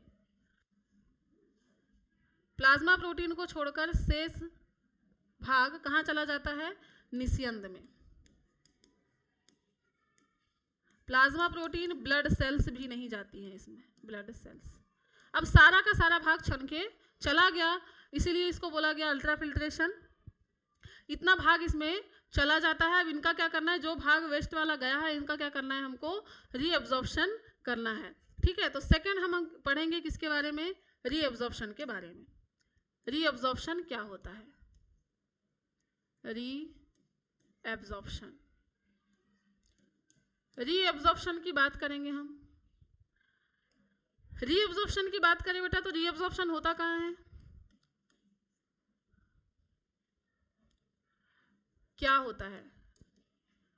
निस्यंद से आवश्यक, निस्यंद मतलब फिल्ट्रेट, आवश्यक पदार्थों का पुनः ब्लड में अवशोषण, ब्लड में एब्जॉर्प्शन, एब्जॉर्प्शन क्या कहलाता है? रीएब्जॉर्प्शन कहलाता है। रीएब्जॉर्प्शन कहलाता है। ठीक है, फिर से एब्जॉर्प्शन रीएब्जॉर्प्शन कहलाता है। रीएब्जॉर्प्शन कहाँ होता है? तो बेटा रीएब्जॉर्प्शन होगा आपका कहाँ पर? तीन चीजें हैं आपके सामने, कौन से? सबसे पहले है आपका क्या? पीसीटी, सबसे पहला है पीसीटी, दूसरा है क्या? हेनले लूप, दूसरा क्या है? हेनले लूप, और तीसरा क्या है? DCT, DCT plus collecting duct, collecting duct. ठीक है, तीसरा क्या है? कलेक्टिंग डक्ट है। तो रीअब्जॉर्प्शन क्या होता है? तो निस्यंद में से आवश्यक पदार्थों का हम अवशोषण कर लेते हैं, तो वो क्या कहलाता है? रीअब्जॉर्प्शन कहलाता है। पीसीटी, हेनले लूप और डीसीटी में एब्जॉर्प्शन होता है। एब्जॉर्प्शन की प्रोसेस की बात करें तो एब्जॉर्प्शन जैसे जैसे होते चलता है बेटा, तो यहाँ पर हमने एक और चीज लिखे हैं जिसका नाम है क्या? एब्जॉर्प्शन के साथ साथ में हमने सेकंड थर्ड पॉइंट लिखे थे, सिक्रेशन, ट्यूब्यूलर सिक्रेशन। क्या लिखे थे? Tubular secretion. तो ट्यूब्यूलर सिक्रेशन भी इनके एब्जॉर्प्शन के साथों साथ होता है। तो ट्यूब्यूलर सिक्रेशन में क्या होता है बेटा? ये क्या काम करते हैं? एब्जॉर्प्शन को बढ़ाने के लिए, कॉन्सेंट्रेशन को मेंटेन करने के लिए सोडियम आयन, पोटेशियम आयन और अमोनिया का सिक्रेशन करते हैं। का क्या करते हैं? सिक्रेशन करते हैं। और ये कौन करता है? पीसीटी और डीसीटी के द्वारा किया जाता है। हाइड्रोजन आयन, पोटेशियम आयन और अमोनिया का सिक्रेशन, इसी को बोला जाता है क्या? ट्यूब्यूलर सिक्रेशन कहा जाता है। ठीक है, कॉन्सेंट्रेशन को मेंटेन करने के लिए, ब्लड प्रेशर को मेंटेन करने के लिए, एब्जॉर्प्शन की प्रोसेस को बढ़ाने के लिए हाइड्रोजन आयन, पोटेशियम आयन और अमोनिया का सिक्रेशन किया जाता है। अब इसमें एब्जॉर्प्शन की हमें बात करते हैं। हमने एक पॉइंट लिखा हुआ है, हमने एक पॉइंट लिखा हुआ है जिसका नाम क्या है? एक पॉइंट हमने लिखा था ओवरव्यू में, हमने लिखा था क्या? यूरिन फॉर्मेशन के बाद में यूरिन फॉर्मेशन हो गया। यूरिन फॉर्मेशन के लिए हमको क्या करना पड़ेगा? Function of nephron tubules. तो यूरिन फॉर्मेशन के लिए जो प्रोसेस पढ़ रहे हैं हम, उसी में हम लोग देखेंगे function of nephron tubule, PCT, Henle loop और डीसीटी के बारे में। तो ये देख लेते हैं हम, कंफ्यूज नहीं होना है कि हमने ये पढ़ा नहीं है। ठीक है, यही चीजें हम पढ़ रहे हैं। चलो पीसीटी की बात करते हैं बेटा। जब पीसीटी से क्या होता है? ब्लड सप्लाई, जो निस्यंद, पीसीटी से जब कोई निस्यंद या जो फिल्ट्रेट है वो पास होता है, तो यहाँ पर क्या होता है? एब्जॉर्प्शन होता है। तो यहाँ पर एब्जॉर्प्शन जो हो रहा है, किसका किसका एब्जॉर्प्शन होता है? याद रखना है आपको। यहाँ पर एब्जॉर्प्शन होगा sodium ion, chlorine ion, potassium ion, calcium ion और किसका? वाटर का, कुछ मात्रा में, कुछ मात्रा में वाटर का, और किसका? ग्लूकोज का। एक मात्रा, अब हमने बोला कि सिर्फ प्लाज्मा प्रोटीन को छोड़कर सभी के सभी छन कर ऊपर रह जाते हैं, मतलब कुछ मात्रा में ही क्या आता है? ग्लूकोज आता है। तो ग्लूकोज जो है बेटा, जो कुछ मात्रा में आ रहा है, वो सारा का सारा पीसीटी के द्वारा क्या कर लिया जाता है? सारा का सारा पीसीटी के द्वारा क्या कर लिया जाता है? एब्जॉर्ब कर लिया जाता है। सारा का सारा किसके द्वारा? पीसीटी के द्वारा एब्जॉर्ब कर लिया जाता है। ठीक है, चलिए, सारा का सारा पीसीटी के द्वारा एब्जॉर्ब कर लिया जाता है। इसमें और एक चीज याद रखना है, सारा का सारा पीसीटी के द्वारा एब्जॉर्ब कर लिया जाता है। और याद रखना है 80% फिल्ट्रेशन इसी में होता है, 80% फिल्ट्रेशन यही होता है। जितना भी फिल्ट्रेशन होना है उसका 80% फिल्ट्रेशन आपके 80% फिल्ट्रेशन होता है आपके कहाँ पर, पीसीटी में। ठीक है, किस में होता है, 80% फिल्ट्रेशन होता है पीसीटी में। ये क्या होता है पीसीटी, वाटर एंड आयंस के लिए परमिएबल होता है, परमिएबल होता है। इसलिए यहाँ पर क्या होता है, वाटर और आयन का भी क्या होता है, वाटर और आयन का भी एब्जॉर्प्शन होता है। और इसमें जो एब्जॉर्प्शन होगा वो कैसा होता है, पैसिव एब्जॉर्प्शन होता है।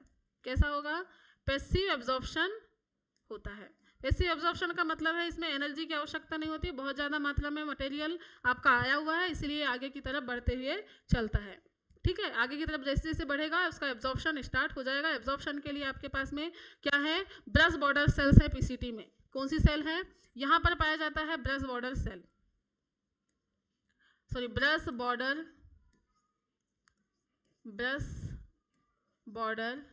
एपिथेलियम।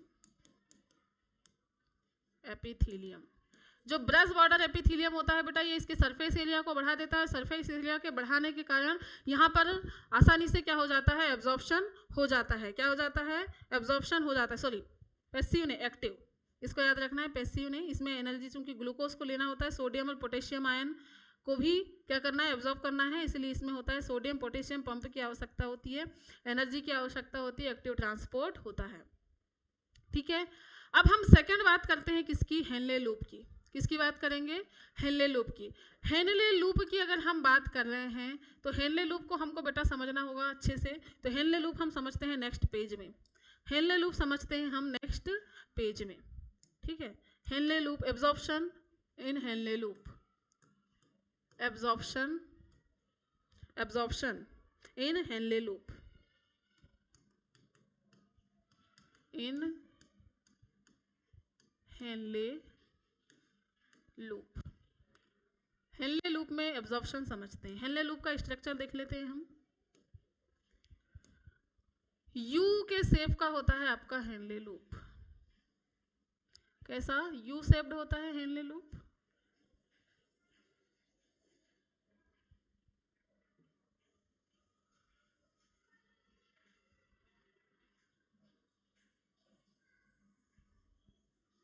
ये आपका यू शेप्ड है हेनले लूप।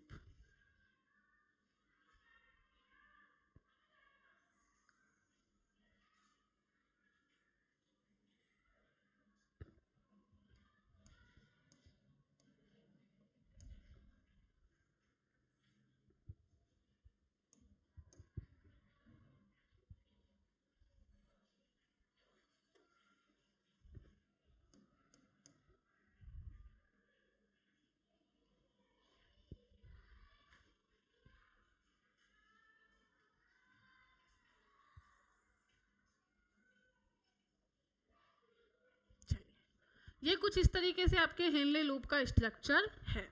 हेनले लूप में क्या होता है बेटा, जब पीसीटी, यहाँ कहीं है पीसीटी, पीसीटी से एब्जॉर्प्शन के बाद में जब जो फिल्ट्रेट है वो कहाँ आता है, हेनले लूप में आता है। तो हेनले लूप के आपके 2 पार्ट्स हैं।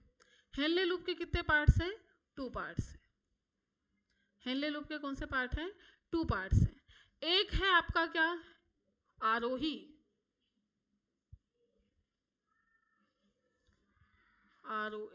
सॉरी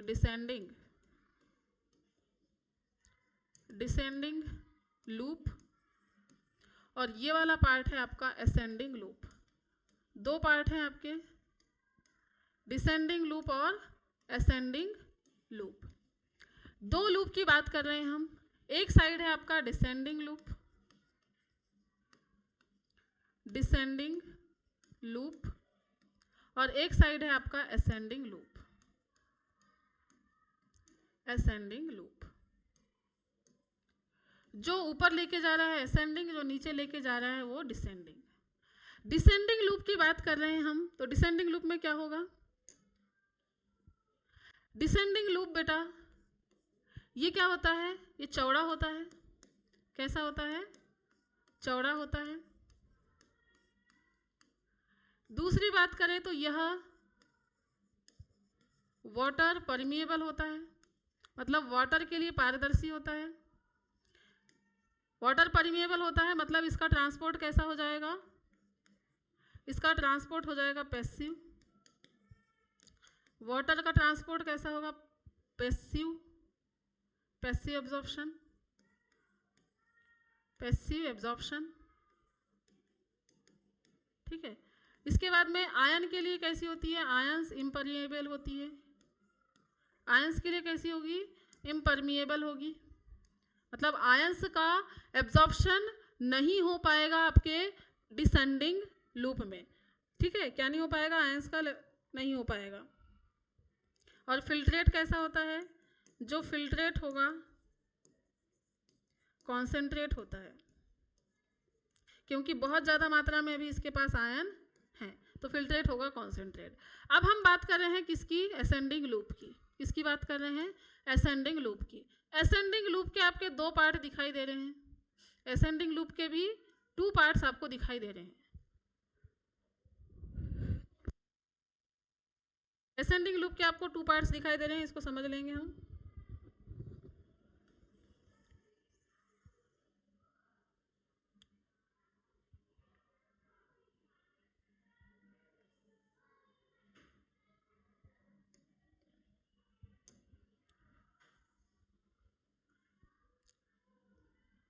असेंडिंग लूप के 2 पार्ट्स, असेंडिंग लूप के 2 पार्ट्स में बेटा एक पार्ट है जिसका है थिन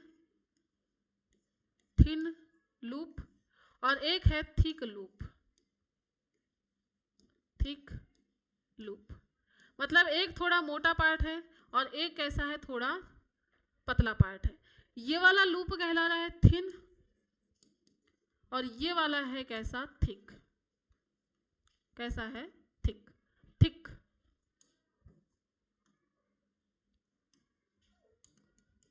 ठीक है, थिक है। अब बात करते हैं थिन और थिक की। थिन और थिक की बात करते हैं, थिक की बात कर रहे हैं हम और थिन की बात कर रहे हैं। चलिए, थिन में क्या होता है, थिन में क्या होता है, थिन में बेटा ये आयंस के लिए कैसी होती है, परमिएबल। कैसी होती है, आयंस के लिए ये होती है परमिएबल। आयंस के लिए परमिएबल होगी, वाटर इम्परमेबल, वाटर इम्परमेबल कैसी हो जाएगी, परमिएबल होगी आयन के लिए, और वाटर के लिए कैसी होगी, इम्परमिएबल होगी। यहाँ पर क्या होगा, सोडियम आयन और क्लोरीन आयन का एब्जॉर्प्शन होगा। सोडियम आयन और क्लोरीन आयन का क्या हो जाएगा, एब्जॉर्प्शन हो जाएगा। कैसे होगा, तो इसमें भी पैसिव ट्रांसपोर्ट होगा। कैसा होगा, पैसिव ट्रांसपोर्ट, पैसिव ट्रांसपोर्ट होगा।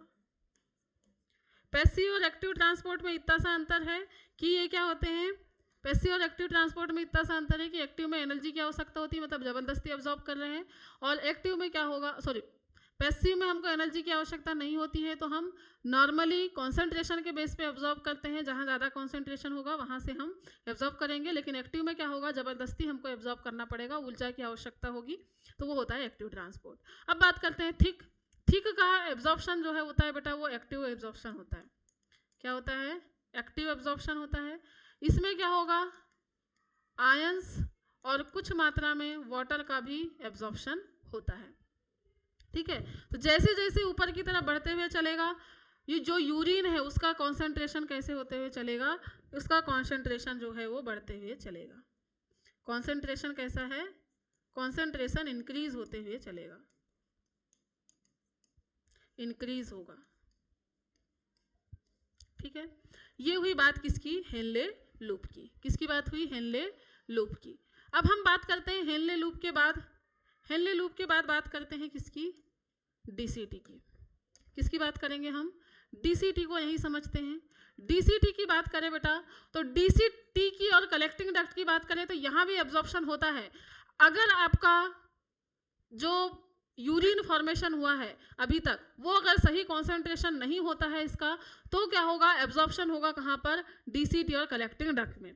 तो यहाँ पर क्या होता है, वाटर और सोडियम आयन, क्लोरीन आयन का एब्जॉर्प्शन होता है,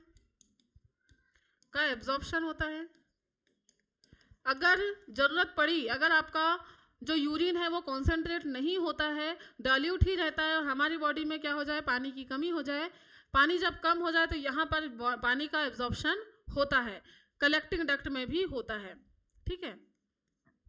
और यहाँ पर ट्रांसपोर्ट होगा, एक्टिव ट्रांसपोर्ट। कैसा होगा, एक्टिव ट्रांसपोर्ट होगा। और इसमें आपके हार्मोन काम करेंगे, आपके एल्डोस्टेरॉन और एडीएच, ये हार्मोन काम करेंगे। जब तक ये हार्मोन काम नहीं करेंगे, इनका एब्जॉर्प्शन, यहाँ पर किसी भी पदार्थ का एब्जॉर्प्शन नहीं होगा। डीसीटी में एब्जॉर्प्शन तभी होता है जब हमारा यूरिन जो है वो बहुत ज़्यादा डाइल्यूट हो, जब यहाँ से पानी का एब्जॉर्प्शन ना हुआ हो। पानी हमारी बॉडी में अगर कम है तब भी क्या होता है, डीसीटी में एब्जॉर्प्शन होता है, ठीक है। तो ये हुई बेटा आपकी रीएब्जॉर्प्शन की प्रोसेस। तो रीएब्जॉर्प्शन की प्रोसेस कब होगी, यहाँ पर याद रखना है, जब क्या हो, जब ब्लड में वाटर की कमी हो, जब ब्लड में वाटर की कमी हो, मतलब हम कम पानी पी रहे हैं और ब्लड में वाटर कम पानी पी रहे हैं, तो ज़्यादा से ज़्यादा क्या हो जाएगा, ब्लड बहुत जल्दी, आपका ब्लड में पानी कम होगा और कॉन्सेंट्रेट भी यूरिन होगा। उस समय में क्या होगा, और भी पानी को खींचने के लिए, ब्लड में पानी की कमी को पूरा करने के लिए क्या करेगा, यहाँ पर डीसीटी में एब्जॉर्प्शन होगा। जब हम पानी कम पिए या फिर हमारा जो ब्लड यूरिन है वो ज़्यादा कॉन्सेंट्रेट ना हो, बहुत ज़्यादा डाइल्यूट हो, उस कंडीशन में क्या होता है, डीसीटी और कलेक्टिंग डक्ट में पदार्थों का एब्जॉर्प्शन होता है, ठीक है। चलिए इसको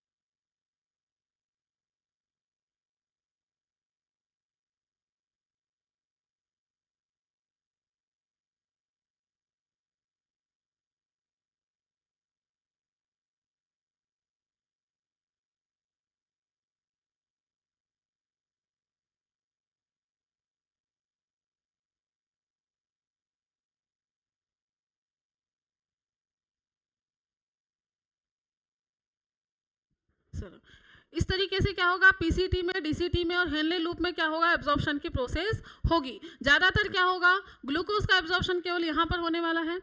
यहाँ पर क्या होगा, बाइकार्बोनेट, एक और चीज़ लिखना है यहाँ पर, SCO3- आयन का भी एब्जॉर्प्शन यहाँ पर होता है। लेकिन कब, जब ब्लड में क्या हो, वाटर की कमी हो। एक कंडीशन जरूर लगेगी इसमें, जब ब्लड में वाटर की कमी हो, उस कंडीशन में क्या करेगा, डीसीटी और कलेक्टिंग डक्ट से आयंस और वाटर का एब्जॉर्प्शन होगा, नहीं तो नहीं होगा, ठीक है। क्लियर हुआ इतना? अगर क्लियर हुआ है तो अब हम बढ़ते हैं हमारे किसकी तरफ, हमारा नेक्स्ट है क्या, अल्ट्रा फिल्ट्रेशन मैकेनिज्म। क्या है हमारी ultra filtration mechanism.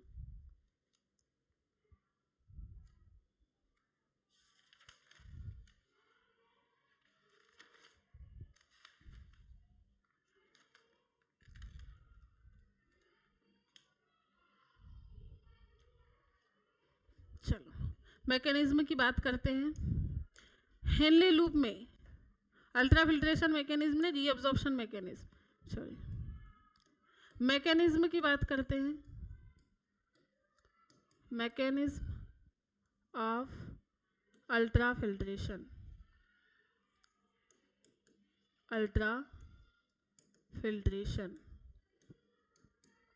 Mechanism of ultra filtration की बात करते हैं हम। मैकेनिज्म ऑफ अल्ट्रा फिल्ट्रेशन में हम देखेंगे कि अल्ट्रा फिल्ट्रेशन कैसे होता है। इस अल्ट्रा फिल्ट्रेशन के लिए बेटा दो केस होंगे। क्या होंगे? दो केस होंगे। अल्ट्रा फिल्ट्रेशन के दो केस कौन से हैं? तो सबसे पहला केस रहेगा, हमने बोला कि अल्ट्रा फिल्ट्रेशन के लिए क्या होना चाहिए, एफरेंट आर्टरी का जो है प्रेशर कम होना चाहिए और इफरेंट आर्टरी का प्रेशर कैसा होना चाहिए, ज़्यादा होना चाहिए। ठीक है, तो अल्ट्रा फिल्ट्रेशन के लिए दो कंडीशन बनती है हमारी। फर्स्ट कंडीशन है जब क्या हो, general body pressure, general blood pressure increase हो, मतलब ऑलरेडी कैसा है, बढ़ा हुआ है, पहली कंडीशन। और दूसरी कंडीशन है जब क्या हो, जनरल ब्लड प्रेशर कैसा हो, डिक्रीज हो। मैकेनिज्म की बात कर रहे हैं, कैसे अल्ट्रा फिल्ट्रेशन होता है, इसकी क्रियाविधि। ठीक है, दो कंडीशन बनती है अल्ट्रा फिल्ट्रेशन के लिए कि अल्ट्रा फिल्ट्रेशन जो है वो कितना होगा और कितना नहीं होगा। अब पहली कंडीशन क्या है हमारी कि जनरल बॉडी ब्लड प्रेशर अगर क्या हो, ऑलरेडी बढ़ा हुआ हो। जब जनरल ब्लड प्रेशर ऑलरेडी बढ़ा हुआ होगा तब क्या होगा। अब बेटा आपको सीधा सा समझना है, ब्लड प्रेशर बढ़ा हुआ है, ब्लड प्रेशर बढ़ा हुआ है मतलब कि आपके एफरेंट आर्टरी जो होगी, इस तरीके से बोमन कैप्सूल है, एफरेंट आर्टरी जो होगी, एफरेंट आर्टरी ज़्यादा प्रेशर के साथ में ब्लड लेके आएगी, प्रेशर के साथ में ब्लड लेके आएगी। ग्लोमेरुलस में ऑलरेडी कैसा है, प्रेशर आके बढ़ता ही है और इफरेंट आर्टरी भी छोटी होने के कारण प्रेशर बढ़ता है। जब यहाँ पर बहुत ज़्यादा प्रेशर बढ़ने लगेगा, क्या है, प्रेशर जब बढ़ने लगेगा तो GFR भी बढ़ेगा, ग्लोमेरुलस फिल्ट्रेशन रेट भी कैसी होगी, इंक्रीज होगी। क्या होगी, ग्लोमेरुलस फिल्ट्रेशन रेट भी कैसी होगी, इंक्रीज होगी। और ग्लोमेरुलस फिल्ट्रेशन रेट इंक्रीज होगी तो नेट फिल्ट्रेशन रेट भी कैसी होगी, इंक्रीज होगी। नेट फिल्ट्रेशन रेट भी कैसी होगी, इंक्रीज होगी, जिससे हमको जो फिल्ट्रेट है वो भी कैसा होगा, फिल्ट्रेट की मात्रा भी कैसी हो जाएगी, इंक्रीज हो जाएगी। इंक्रीज होगी तो फिल्ट्रेट की मात्रा इंक्रीज होगी तो जल्दी जल्दी क्या होगा, एब्जॉर्प्शन होगा। जल्दी जल्दी क्या होगा, एब्जॉर्प्शन होगा।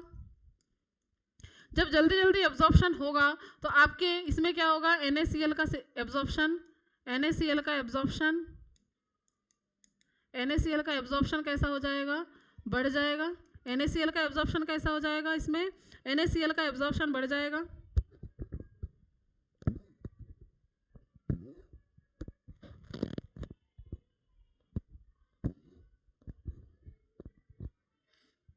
ठीक है, NaCl का एब्जॉर्प्शन कम हो जाएगा। कैसा हो जाएगा, NaCl बहुत स्पीड में जाएगा तो कम हो जाएगा, कम हो जाएगा। और ये किस कंडीशन में होता है, जब बहुत ज़्यादा आप घबरा रहे हो, घबराहट में, या फिर आप बहुत रनिंग करके आए हो, रनिंग करने के समय में ये होगा।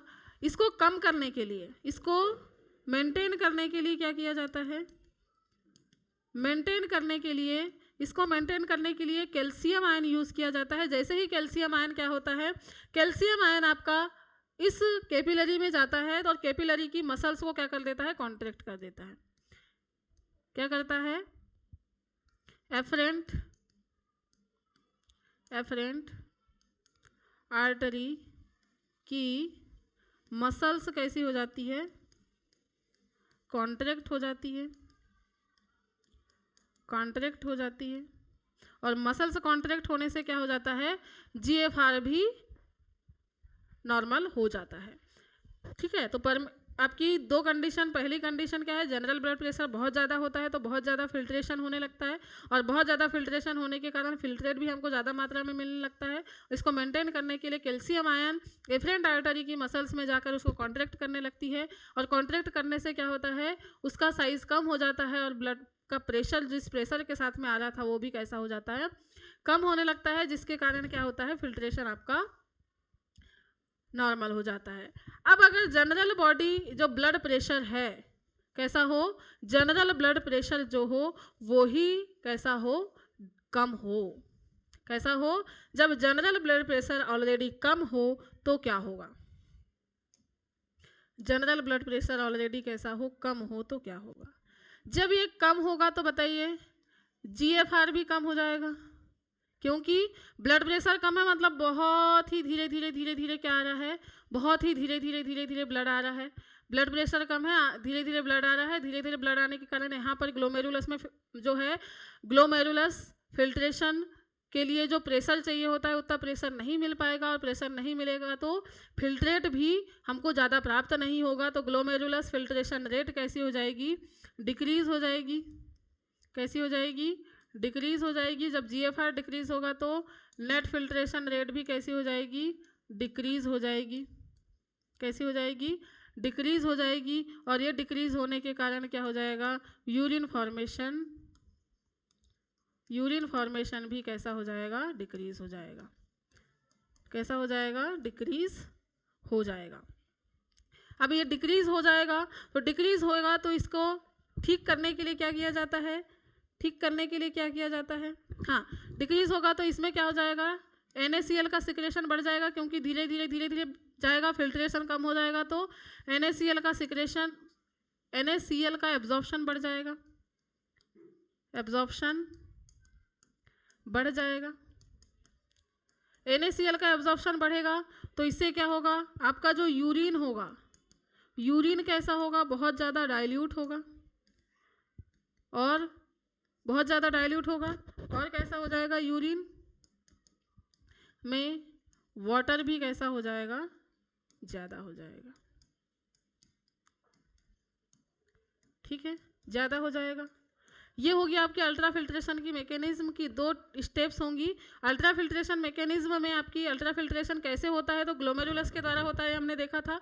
अल्ट्रा फिल्ट्रेशन मैकेनिज्म के दो केस हो सकते हैं। अल्ट्रा फिल्ट्रेशन मैकेनिज्म के दो केस हैं, अगर ब्लड प्रेशर ज़्यादा हो और ब्लड प्रेशर कैसा हो, कम हो। जनरल बॉडी में ब्लड प्रेशर कैसा हो, कम हो, ज़्यादा हो और कम हो। जब ब्लड प्रेशर ज़्यादा होगा तो जीएफआर भी ज़्यादा होगा, और क्या होगा, NaCl का सिक्रेशन कम होगा, NaCl का एब्जॉर्प्शन कम होगा, जिससे हमारा जो यूरिन होगा वो बहुत ज़्यादा कॉन्सेंट्रेट होगा। इसको कम करने के लिए हम लोग क्या करते हैं, नॉर्मली कैल्शियम आयन काम कर लेते हैं। ब्लड प्रेशर अगर इंक्रीज हो तो इसको कम करने के लिए आपके बॉडी में जो कैल्शियम आयन है, आपके ब्लड में जो कैल्शियम आयन है, वही क्या कर लेते हैं, एफरेंट आर्टरी को कॉन्ट्रैक्ट कर देते हैं, जिसके कारण जीएफआर मेंटेन हो जाता है।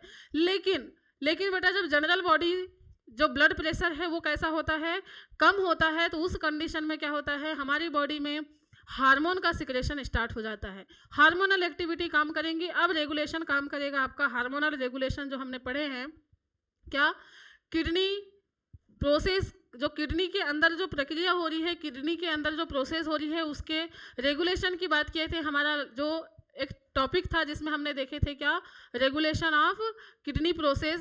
तो इसकी प्रोसेस की बात आएगी कहाँ पर, जब जनरल बॉडी प्रेशर कैसा होगा, जब जनरल ब्लड प्रेशर कैसा होगा, कम होगा। इस कंडीशन में क्या काम करता है, जब जनरल ब्लड प्रेशर कम होता है, इस कंडीशन में हमारा काम करता है क्या, हार्मोनल रेगुलेशन। क्या काम करेगा, हार्मोनल रेगुलेशन। हार्मोनल रेगुलेशन काम करेगा, और हार्मोन्स इसको क्या करेंगे, मेंटेन करने का काम करेंगे, क्योंकि ये अपने ऑटोमेटिक मेंटेन नहीं होने वाला है। तो इसको मेंटेन करने के लिए क्या किया जाता है, इसको मेंटेन करने के लिए क्या किया जाता है, तो हम देखते हैं अब रेगुलेशन। क्या देखेंगे, रेगुलेशन। रेगुलेशन में हम लोग देखेंगे regulation of kidney mechanism, kidney की प्रक्रियाओं की रेगुलेशन, या फिर हम बोल सकते हैं, इसी को एक नाम दिया जाता है बेटा, इसको हमको याद रखना है क्या, रास सिस्टम। रास सिस्टम, रास सिस्टम के नाम से जब याद रखेंगे आप इसको, तो इसमें आप याद रख पाएंगे क्या, आर का मतलब होता है रेनिन। यही काम करेंगे आपके, किसमें काम करेंगे, आपके जीएफआर को कंट्रोल करने में। ये क्या है, एंजियोस्टेनिन।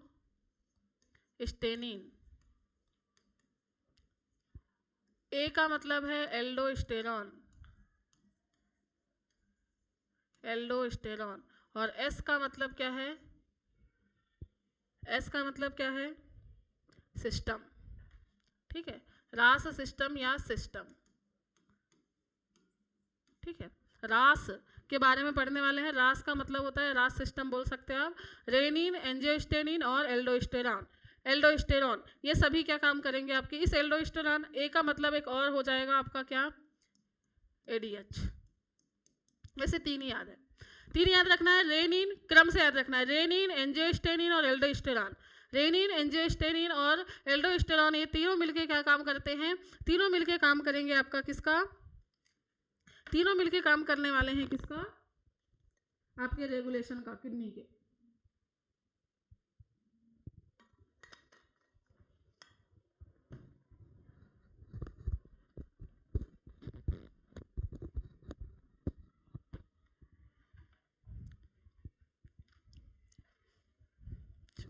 किडनी के रेगुलेशन के बारे में बात करते हैं।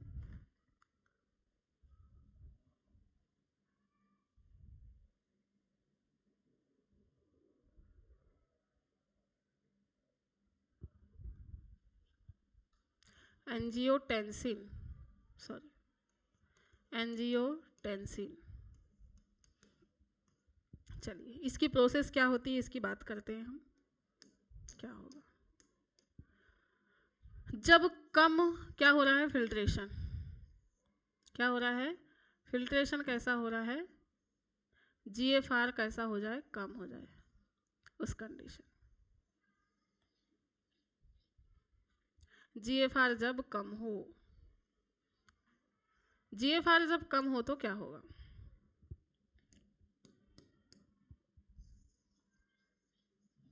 ठीक है।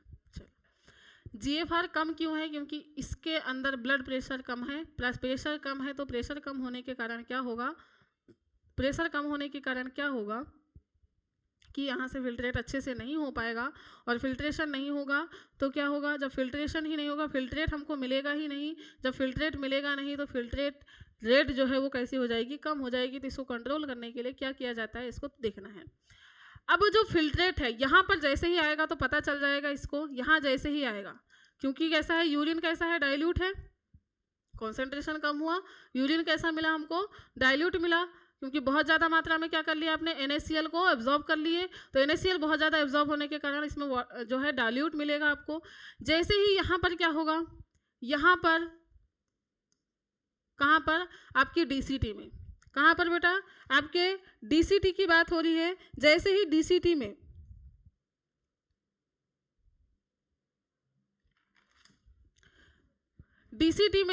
एक सेल पाई जाती है, DCT में एक सेल पाई जाती है जिसको बोला जाता है क्या, मैकुला डेंसा। क्या बोला जाता है, मैकुला डेंसा।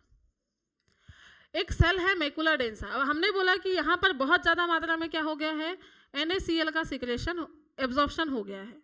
क्या हो गया है, NaCl का एब्जॉर्प्शन हो गया है। जैसे ही NaCl का एब्जॉर्प्शन हुआ तो यहाँ पर जैसे ही पहुँचा तो ये मैकुला डेंसा जो है, इसको पता चल गया, मैकुला डेंसा को क्या पता चल गया कि मैकुला डेंसा, यहाँ पर DCT में जो है ये सॉल्ट की मात्रा बहुत कम है, सॉल्ट कैसा है, कम है। जैसे ही इसको ऐसा लगा कि सॉल्ट की मात्रा कम है, मतलब कि इसमें एब्जॉर्प्शन सॉल्ट का ज़्यादा हो गया है, सॉल्ट का ज़्यादा एब्जॉर्प्शन हो गया है, मतलब कहीं ना कहीं जीएफआर कैसा हो गया है, कम हो गया है। तो ये जो मैकुला डेंसा है, कौन, मैकुला डेंसा, कौन, मैकुला डेंसा। ये मैकुला डेंसा क्या करता है बेटा, मैकुला डेंसा जाता है किसके पास में, ग्लोमेरुलस के पास में। किसके पास में जाता है, ग्लोमेरुलस के पास में जाता है। किसके पास में जाएगा, ग्लोमेरुलस के पास में जाता है। ग्लोमेरुलस की एफरेंट आर्टरी, किसको, ग्लोमेरुलस की एफरेंट आर्टरी, ग्लोमेरुलस की किसके पास में जाता है, एफरेंट आर्टरी के पास में जाता है। और एफरेंट आर्टरी के पास में जाने पर इसको सिग्नल देता है, इसको क्या करेगा, ये सिग्नल देगा। इसको जैसे ही सिग्नल दिया, मैकुला डेंसा ने क्या किया, मैकुला डेंसा ने सिग्नल दिया एफरेंट आर्टरी को। एफरेंट आर्टरी के अंदर जो सेल है, इससे क्या होता है, रेनिन का सिक्रेशन होता है। किसका सिक्रेशन होगा, रेनिन का सिक्रेशन होता है। कहाँ होगा रेनिन का सिक्रेशन, आपके एफरेंट आर्टरी में। जैसे ही रेनिन का सिक्रेशन हुआ एफरेंट आर्टरी में, एफरेंट आर्टरी कैसी होने लगेगी, कॉन्ट्रैक्ट होने लगेगी, जिससे प्रेशर बढ़ जाएगा। एफरेंट आर्टरी कैसी हो जाएगी, कॉन्ट्रैक्ट होने लगेगी, जिससे प्रेशर बढ़ जाएगा। अब ये रेनिन क्या करेगा, ये रेनिन अब जाएगा किसके पास में, लीवर के पास। रेनिन किसके पास जाएगा बेटा, लीवर के पास जाएगा और इस लीवर के पास क्या है, लीवर के पास है एंजियोटेंसिनोजन। ऑलरेडी ये क्या करता है, एंजियोटेंसिनोजन सिक्रेट करते हुए चलता है। लीवर क्या करता है, एंजियोटेंसिनोजन का सिक्रेशन करता है। ये एंजियोटेंसिनोजन क्या होगा, जब एंजियोटेंसिनोजन के ऊपर किसकी रिएक्शन होगी, रेनिन की। एंजियोटेंसिनोजन के ऊपर रेनिन की रिएक्शन होगी तो ये कन्वर्ट हो जाएगा किस में, एंजियोटेंसिन फर्स्ट में। जब एंजियोटेंसिन फर्स्ट में कन्वर्ट हो जाएगा तो ये एंजियोटेंसिन फर्स्ट तुरंत ही किसमें कन्वर्ट हो जाएगा, एंजियोटेंसिन सेकेंड में। किसमें कन्वर्ट हो गया, एंजियोटेंसिन सेकेंड में कन्वर्ट हो गया। ठीक है, एंजियोटेंसिन सेकेंड में कन्वर्ट हो गया। अब ये जो एंजियोटेंसिन सेकेंड है, कौन सा, एंजियोटेंसिन जो सेकेंड है आपका, एंजियोटेंसिन सेकेंड आप काम क्या करने वाला है, एंजियोटेंसिन सेकेंड क्या काम करने वाला है, यही काम करने वाला है आपके जीएफआर की रेट को बढ़ाएगा। ये क्या काम करेगा, जीएफआर को बढ़ाएगा, ग्लोमेरुलस फिल्ट्रेशन रेट को बढ़ाएगा। कैसे बढ़ाएगा, चलिए कैसे बढ़ाएगा, तो तीन काम होते हैं किसके, एंजियोस्टेरिन के तीन काम होते हैं, एंजियोटेंसिन के तीन काम होते हैं। ये कौन से तीन काम हैं ये देखेंगे हम। एंजियोटेंसिन के तीन काम कौन से हैं,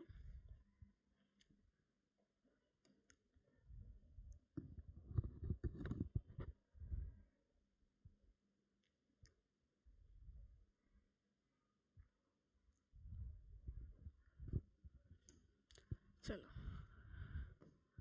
three function of angiotensin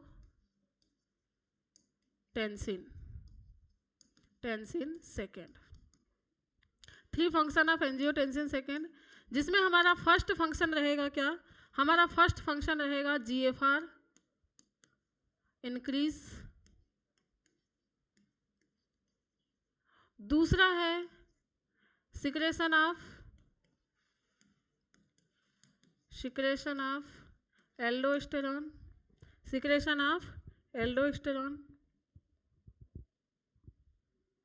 secretion नहीं, एक्शन बोल सकते, एक्शन ऑफ एल्डोस्टेरॉन। और थर्ड फंक्शन हो जाएगा आपका, क्या, एडीएच या वेसोप्रेसिन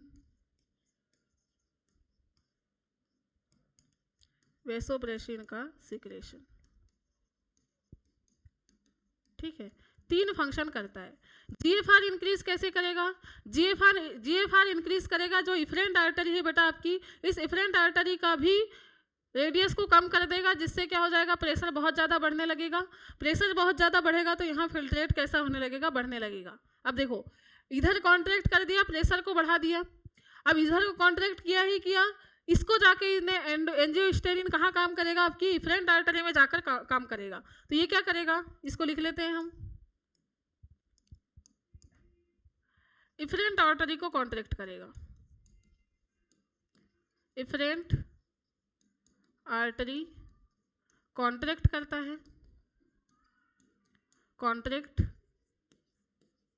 है, जिससे क्या होगा, जिससे जीएफआर बढ़ जाएगा, जीएफआर बढ़ जाता है, जीएफआर क्या होता है, बढ़ जाता है। ठीक है, चलिए इसके बाद में ये क्या काम करता है, एल्डोस्टेरॉन के सिक्रेशन को बढ़ाता है, एल्डोस्टेरॉन के सिक्रेशन को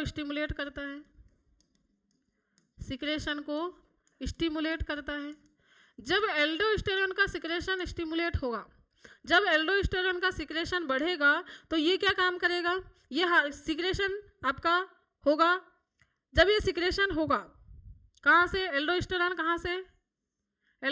कहाँ से सिक्रेट होगा, एड्रीनल ग्लैंड से।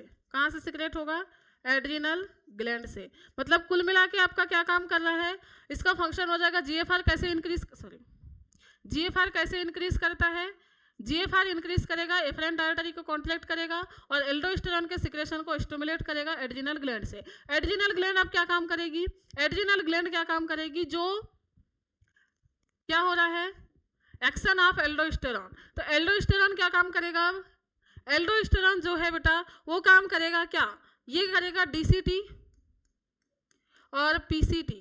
कलर चेंज कर देते हैं जिससे आपको क्लियर हो पाए।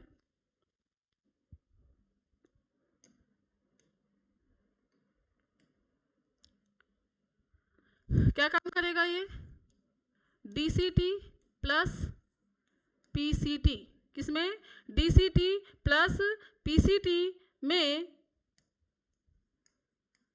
से क्या हो जाएगा, ये अटैच हो जाएगा, अटैच हो जाएगा। जब ये अटैच हो जाएगा तो यहाँ पर क्या होंगे, sodium potassium pump, sodium potassium pump open हो जाएंगे। जब सोडियम पोटेशियम पंप ओपन हो जाएंगे, क्या हो जाएंगे, जब सोडियम पोटेशियम पंप ओपन हो जाएंगे तो क्या होगा, जिससे क्या होगा, जिससे क्या होगा, कॉन्सेंट्रेशन,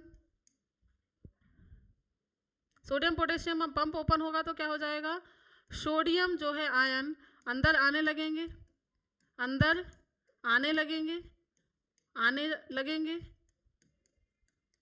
और डीसीटी के द्वारा पोटेशियम आयन का सिक्रेशन किया जाता है। डीसीटी हमने अभी थोड़ी देर पहले पढ़ा है, ट्यूबुलर सिक्रेशन। डीसीटी के द्वारा पोटेशियम आयन का सिक्रेशन किया जाता है, वो बाहर जाने लगेंगे, जिससे जो सोडियम आयन की कमी हो रही थी आपके डीसीटी में वो कंट्रोल हो जाएगी। समझ में आ रहा है क्या हो रहा है। सबसे पहले आपने क्या किया, सबसे पहले आपने जैसे ही डीसीटी में सोडियम क्लोराइड की मात्रा कम हुई, जैसे ही डीसीटी में सोडियम क्लोराइड की मात्रा कम हुई तो सोडियम क्लोराइड की कमी के कारण जो मैकुला डेंसा था वो क्या करा, सिग्नल दिया किसको, एफरेंट आर्टरी को।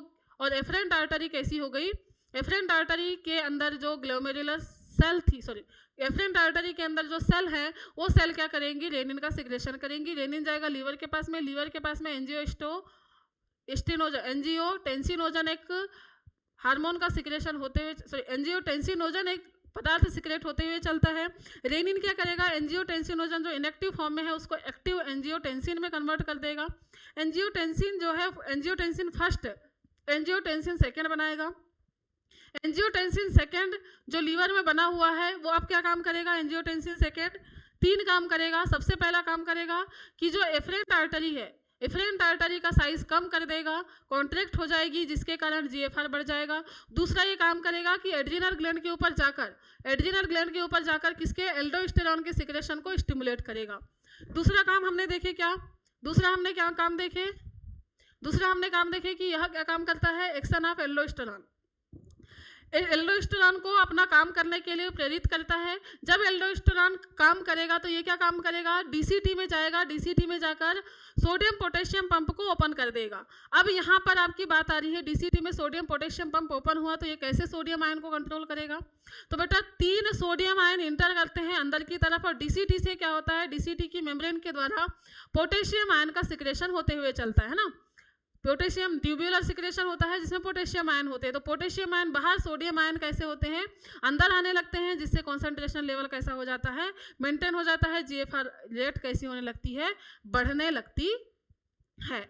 सेकेंड कंडीशन हो गई। थर्ड फंक्शन इसका क्या होता है, थर्ड फंक्शन जो एडीएच होता है, तो ये क्या काम करेगा, ये क्या काम करेगा, पिट्यूटरी ग्लैंड,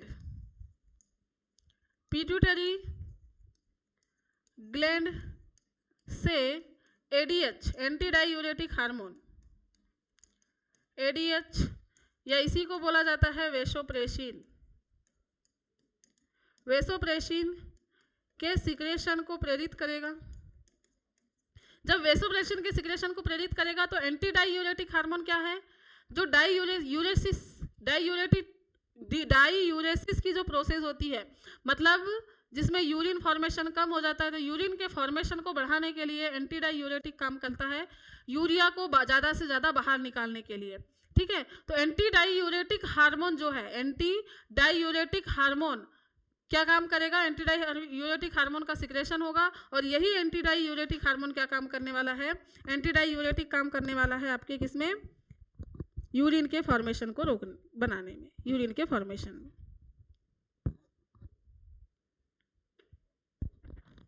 ठीक है, और ये प्रोसेस जो है ये किसको कम कर रहा है, तो कम कर रहा है आपके डायूरेसिस, एक डिसीज है उसको।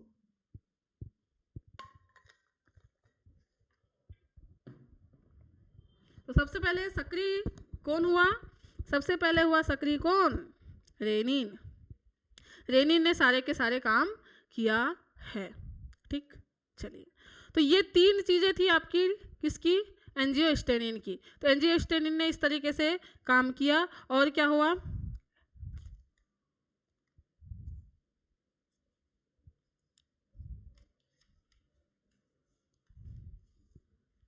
यूरिन का फॉर्मेशन बढ़ने लगता है, यहां से यूरिन फॉर्मेशन बढ़ेगा।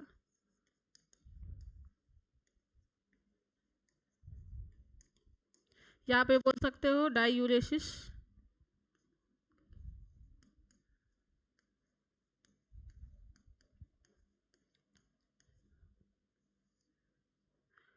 क्या है, डाईयूरेसिस कैसा होने लगता है, कम होने लगता है, रोकता है। ये आपके क्या है, रेगुलेशन। तो आपके जो रास सिस्टम है इसको याद रखना है, इसमें रेनिन, एंजियोटेंसिन और एल्डोस्टेरॉन, ये तीनों मिलके काम करते हैं। क्या, तीनों मिलके काम करेंगे आपके, जब बॉडी का ब्लड प्रेशर कैसा हो, कम हो, तो ये सभी मिलके यूरिन के फॉर्मेशन को बढ़ाने, यूरिन के फॉर्मेशन को बढ़ाने, हमारी बॉडी के प्रेशर को कंट्रोल करने का काम करते हैं, मतलब डायूरेसिस में हेल्प करते हैं। ठीक है बेटा, तो इस तरीके से होता है हमारा क्या, किडनी के जो रेगुलेशन की प्रोसेस कंप्लीट। यहाँ पर हम देख लेते हैं एक बार इसके, ये देखिए हमने जो एब्जॉर्प्शन पढ़ा है, एब्जॉर्प्शन पढ़ा है, तो देखिए glucose, amino acid, protein, vitamin, lactose, urea, uric acid, ये यहाँ पर sodium ion, potassium ion, calcium ion, bicarbonate ion, chlorine ion और जल, ये कहाँ पर हो रहा है आपके पीसीटी में, पीसीटी में एब्जॉर्ब हो रहा है। ठीक है, पीसीटी में क्या हो रहा है, एब्जॉर्ब हो रहा है। ठीक, अब इसके बाद में जैसे ही हेनले लूप में आए तो ये वाले भाग में क्या हुआ, वाटर, यहाँ पर क्या हो जाएगा, सोडियम क्लोरीन आयन का एब्जॉर्प्शन हो जाएगा। ये यूरिया यहाँ पर आते हुए चल रहा है, जो भी आपका यूरिया था वो यहाँ आते हुए चलेगा। फिर यहाँ पर आपने डीसीटी में देखा सोडियम और क्लोरीन आयन और बाइकार्बोनेट आयन का सिक्रेशन होगा, अगर क्या हो, अगर ब्लड प्रेशर कम हो तब, सॉरी जब आपके यूरिन में सोडियम, सॉरी यूरिन में बहुत ज़्यादा मात्रा में पानी हो तब। ठीक है, और क्या होगा, हाइड्रोजन पोटेशियम आयन का सिक्रेशन होगा, H2O और यूरिया का, H2O और यूरिया यहाँ से क्या होगा, बाहर निकलेगा कॉन्सेंट्रेशन को मेंटेन करने के लिए। ठीक है, चलिए इसके बाद हम देखते हैं ये आपके इस तरीके से ये बना हुआ है, कहाँ पर किस पदार्थ का सिक्रेशन होता है, डिसेंडिंग लिम्ब जहाँ वाटर का सिक्रेशन हो रहा है, NaCl थिन पार्ट, और थिक सेगमेंट में क्या हो रहा है, NaCl और कुछ मात्रा में वाटर का एक्टिव ट्रांसपोर्ट हो रहा है। यहाँ NaCl, water, sodium, potassium, sodium और हाइड्रोजन आयन क्या हो रहे हैं, अंदर की तरफ जा रहे हैं, सॉरी पोटेशियम और हाइड्रोजन आयन अंदर जा रहे हैं, इसीलिए क्या हो रहा है, बाइकार्बोनेट आयन और सोडियम आयन के क्या हो जाएंगे, अंदर आने लगेंगे। ठीक है, कलेक्टिंग डक्ट है, कलेक्टिंग डक्ट में भी NaCl बाहर निकलता है, यूरिया और वाटर भी बाहर निकलता है कॉन्सेंट्रेशन को मेंटेन करने के लिए, जिससे क्या हो सके, ज़्यादा से ज़्यादा एब्जॉर्प्शन की प्रोसेस हो सके। ठीक है, आई होप कि आपको ये चीज़ें समझ में आ रही होंगी, थोड़ा सा डिफिकल्ट है, थोड़ी सी समझने में आपको तकलीफ होगी, लेकिन जब बार बार आप इसी चीज़ को पढ़ने लगेंगे, और एक बार NCERT को आपको क्या करना है, NCERT को एक बार पढ़ना है इसकी थ्योरी को, तभी जाके आपको समझ में आएगा। ठीक है, चलिए अब हम बात करते हैं, ये तो हुआ हमारा क्या, रेगुलेशन। अब हम बात करते हैं किसकी, यूरिनेशन की, हम बात करते हैं किसकी, यूरिनेशन की। यूरिनेशन, जब यूरिन का फॉर्मेशन हो जाता है, जब यूरिन का फॉर्मेशन हो जाता है तो यूरिन क्या करता है, यूरिन का फॉर्मेशन के बाद में यूरिन रीनल पेल्विस में आ जाता है, कहाँ आ जाता है, रीनल पेल्विस में आ जाता है। जब रीनल पेल्विस में ये आ जाता है तो किसके द्वारा, यूरेटर द्वारा, यूरेटर द्वारा क्या होता है, यूरेटर द्वारा यूरिनरी ब्लडर में स्टोर हो जाता है, यूरिनरी ब्लडर में स्टोर होने लगता है, यूरिनरी ब्लडर में स्टोर होने लगता है। अब यूरिनरी ब्लडर जब स्टोर होता है तो यूरिनरी ब्लडर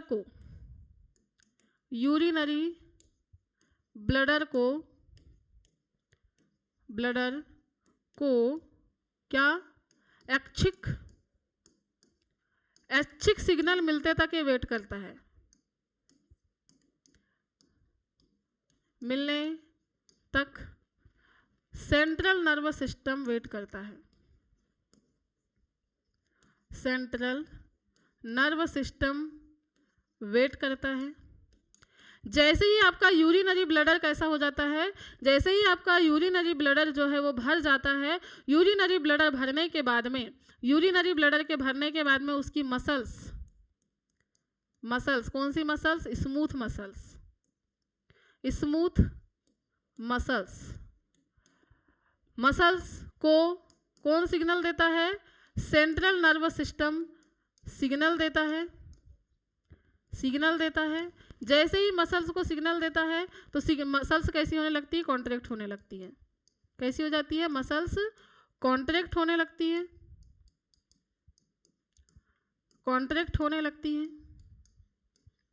और कॉन्ट्रैक्ट होने लगती है जिससे क्या हो जाता है? यूरिनरी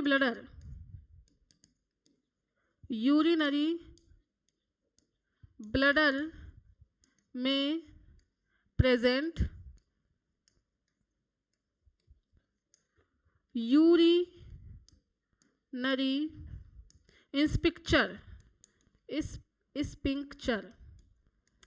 स्पिंक्चर ओपन हो जाता है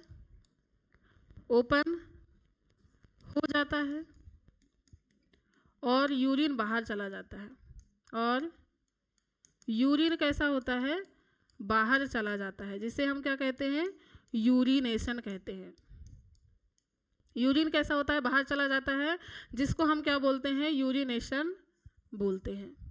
ठीक है, ये थी आपकी यूरिनेशन की प्रोसेस, किस तरीके से यूरिन बाहर निकलता है। इसमें आपको एक चीज़ और देखना है, क्या?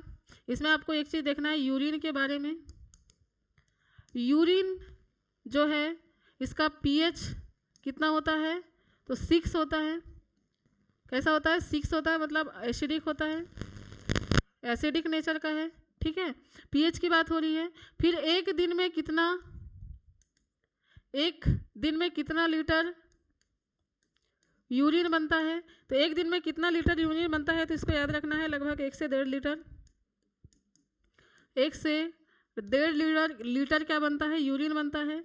इसके रंग की बात करें तो कैसा होता है? हल्का पीला होता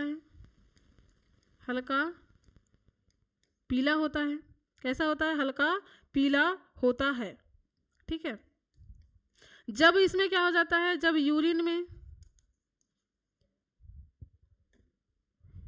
यूरिन में ग्लूकोज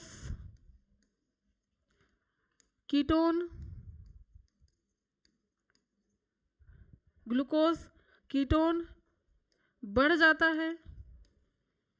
बढ़ता है तो इसे क्या बोला जाता है? ग्लूकोसूरिया और कीटोन्यूरिया कहा जाता है। ठीक है, यूरिया की मात्रा होनी चाहिए ज़्यादा, लेकिन जब ग्लूकोज भी बढ़ने लगता है तो उसको बोला जाता है ग्लूकोसूरिया या फिर कीटोन्यूरिया बोला जाता है, जब यूरिन में क्या हो? ग्लूकोज और कीटोन बढ़ने लगे तब। तो ये यूरिन के बारे में कुछ बातें आपको याद रखनी है। क्लियर हो पाया? चलिए, क्लियर अगर हो पाया है तो इसके बारे में बात कर लेते हैं हम कि इसके डिसऑर्डर्स। किसकी बात करते हैं? डिसऑर्डर की बात करते हैं। डिसऑर्डर की बात करेंगे तो डिसऑर्डर में हमको क्या क्या चीज़ें देखना है? डिसऑर्डर में हमको देखना है क्या? यूरेमिया फर्स्ट देखना है, क्या? Kidney stone.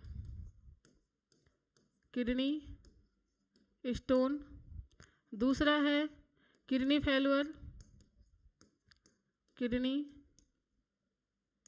फेलुअर। और थर्ड हमको देखना है क्या? यूरेमिया। क्या देखना है? यूरेमिया। क्या देखना है? यूरेमिया। चलिए किडनी स्टोन की बात करते हैं। किडनी स्टोन की बात करते हैं तो किडनी स्टोन क्या है? कैल्शियम ऑक्जेलेट का बना होता है। किडनी स्टोन क्या है? कैल्शियम ऑक्जेलेट का बना होता है। कैल्शियम ऑक्जेलेट का बना होता है। किडनी स्टोन क्या है? एक प्रकार का पत्थर होता है। ये हमेशा आपके रीनल पेल्विस में पाया जाता है, हमेशा रीनल पेल्विस में पाया जाता है, लेकिन जब इसके ऊपर कैल्शियम ऑक्जेलेट की कवरिंग पर चढ़ते हुए चलती है तो इसका साइज बढ़ने लगता है। और ये साइज बढ़ने पर क्या होगा बेटा, इसको बस समझना है हल्का सा। क्या होता है?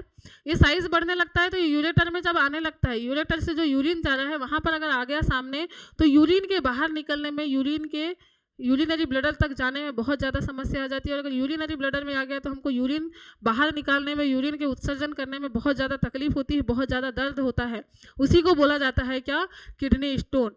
किडनी स्टोन कहा जाता है। और ये किडनी स्टोन को क्या किया जाता है? लेज़र ट्रीटमेंट के द्वारा, लेज़र ट्रीटमेंट द्वारा, लेज़र ट्रीटमेंट द्वारा या ऑपरेशन द्वारा बाहर निकाला जाता है। ऑपरेशन द्वारा बाहर निकाला जाता है। ठीक है। अब दूसरी कंडीशन है जब किडनी पूरी तरह फेल हो जाए। जब किडनी पूरी तरह फेल हो जाए मतलब किडनी काम करना बंद कर दे। किडनी क्या कर दे? काम करना बंद कर दे। बंद कर दे मतलब किसी भी प्रकार के किसी भी प्रकार के फिल्ट्रेशन की प्रोसेस ना हो इसमें। तो चूंकि हमको तो क्या करना है, उसमें से यूरिया को बाहर निकालना ही निकालना है। तो यूरिया को बाहर निकालने के लिए जो होगा, यूरिया को बाहर निकालने के लिए क्या किया जाएगा? जब किडनी फेल हो जाएगी तो क्या किया जाता है? किडनी काम करना बंद कर दी जाती है तो क्या किया जाता है? किडनी का ट्रांसप्लांट किया जाता है। किडनी ट्रांसप्लांट की जाती है या फिर क्या किया जाता है? हीमोडायलिसिस किया जाता है। या तो फिर क्या किया जाएगा? हीमोडायलिसिस किया जाता है। हीमोडायलिसिस किया जाता है जिससे क्या होगा? जो काम किडनी कर रही है वो कृत्रिम तरीके से हीमोडायलिसिस मशीन के द्वारा ब्लड को छाना जाता है और ब्लड को छान के उसमें से जो आवश्यक चीज़ें हैं उनको फिर से एब्जॉर्ब करने के बाद में फिर से उसको कहाँ आपकी बॉडी में डाल दिया जाता है, जिसको बोला जाता है क्या? हीमोडायलिसिस। तो हीमोडायलिसिस की प्रोसेस तभी की जाती है जब आपकी किडनी, दोनों किडनियां क्या करे? दोनों किडनियां काम करना बंद कर दे। ठीक है, दोनों किडनियां जब काम करना बंद करेगी तब ये चीज़ें होने वाली है। ठीक, चलिए तीसरी चीज़ है यूरेमिया। जब आपके यूरिन में यूरिया क्या हो जाए? जब आपके क्या हो? जब क्या हो? ब्लड में यूरिया की मात्रा बढ़ जाए। ब्लड में यूरिया की मात्रा बढ़ जाए, मात्रा बढ़ जाती है तो उसको बोला जाता है क्या? यूरेमिया। और जब यूरेमिया इसकी मात्रा बढ़ जाती है तब भी हमको क्या करना होता है? हीमोडायलिसिस करना होता है। हीमोडायलिसिस करके ही यूरिया को फिर से क्या किया जाता है? यूरेमिया जब होता है तो हीमोडायलिसिस करके ही यूरिया को बाहर निकाला जाता है। ठीक है, तो डिसऑर्डर्स 3 है, या तो किडनी स्टोन हो सकता है या किडनी पूरी तरीके से फेल हो सकती है। तीसरी कंडीशन है यूरेमिया। और हमने और इससे पहले देखा ग्लूकोसूरिया। अगर ग्लूकोज बहुत ज़्यादा मात्रा में हो जाए तो उसको ग्लूकोसूरिया बोलते हैं। हाँ, इसी से रिलेटेड एक डिसीज़ है जिसका नाम याद रखना है आपको। क्या क्या याद रखना है? डायबिटीज़। ये इससे रिलेटेड डिसीज़ है, डायबिटीज़। डायबिटीज़ में क्या होता है? ग्लूकोज बहुत ज़्यादा मात्रा में बढ़ने लगता है। वैसे तो ये डाइजेशन से रिलेटेड डिसीज़ है लेकिन बहुत ज़्यादा मात्रा में ग्लूकोज यहीं से जाता है, तो एक तरीके से आप याद रख सकते हो डायबिटीज़ भी आपके किडनी से रिलेटेड ही है। ठीक है, मतलब कि किडनी से जब ग्लूकोज का एब्जॉर्प्शन अधिक मात्रा में नहीं हो पाता है तो क्या होगा? ये ग्लूकोज चला जाएगा कहाँ पर? आपके यूरिन में। लेकिन इसका डायरेक्ट कनेक्शन है किससे? इंसुलिन से।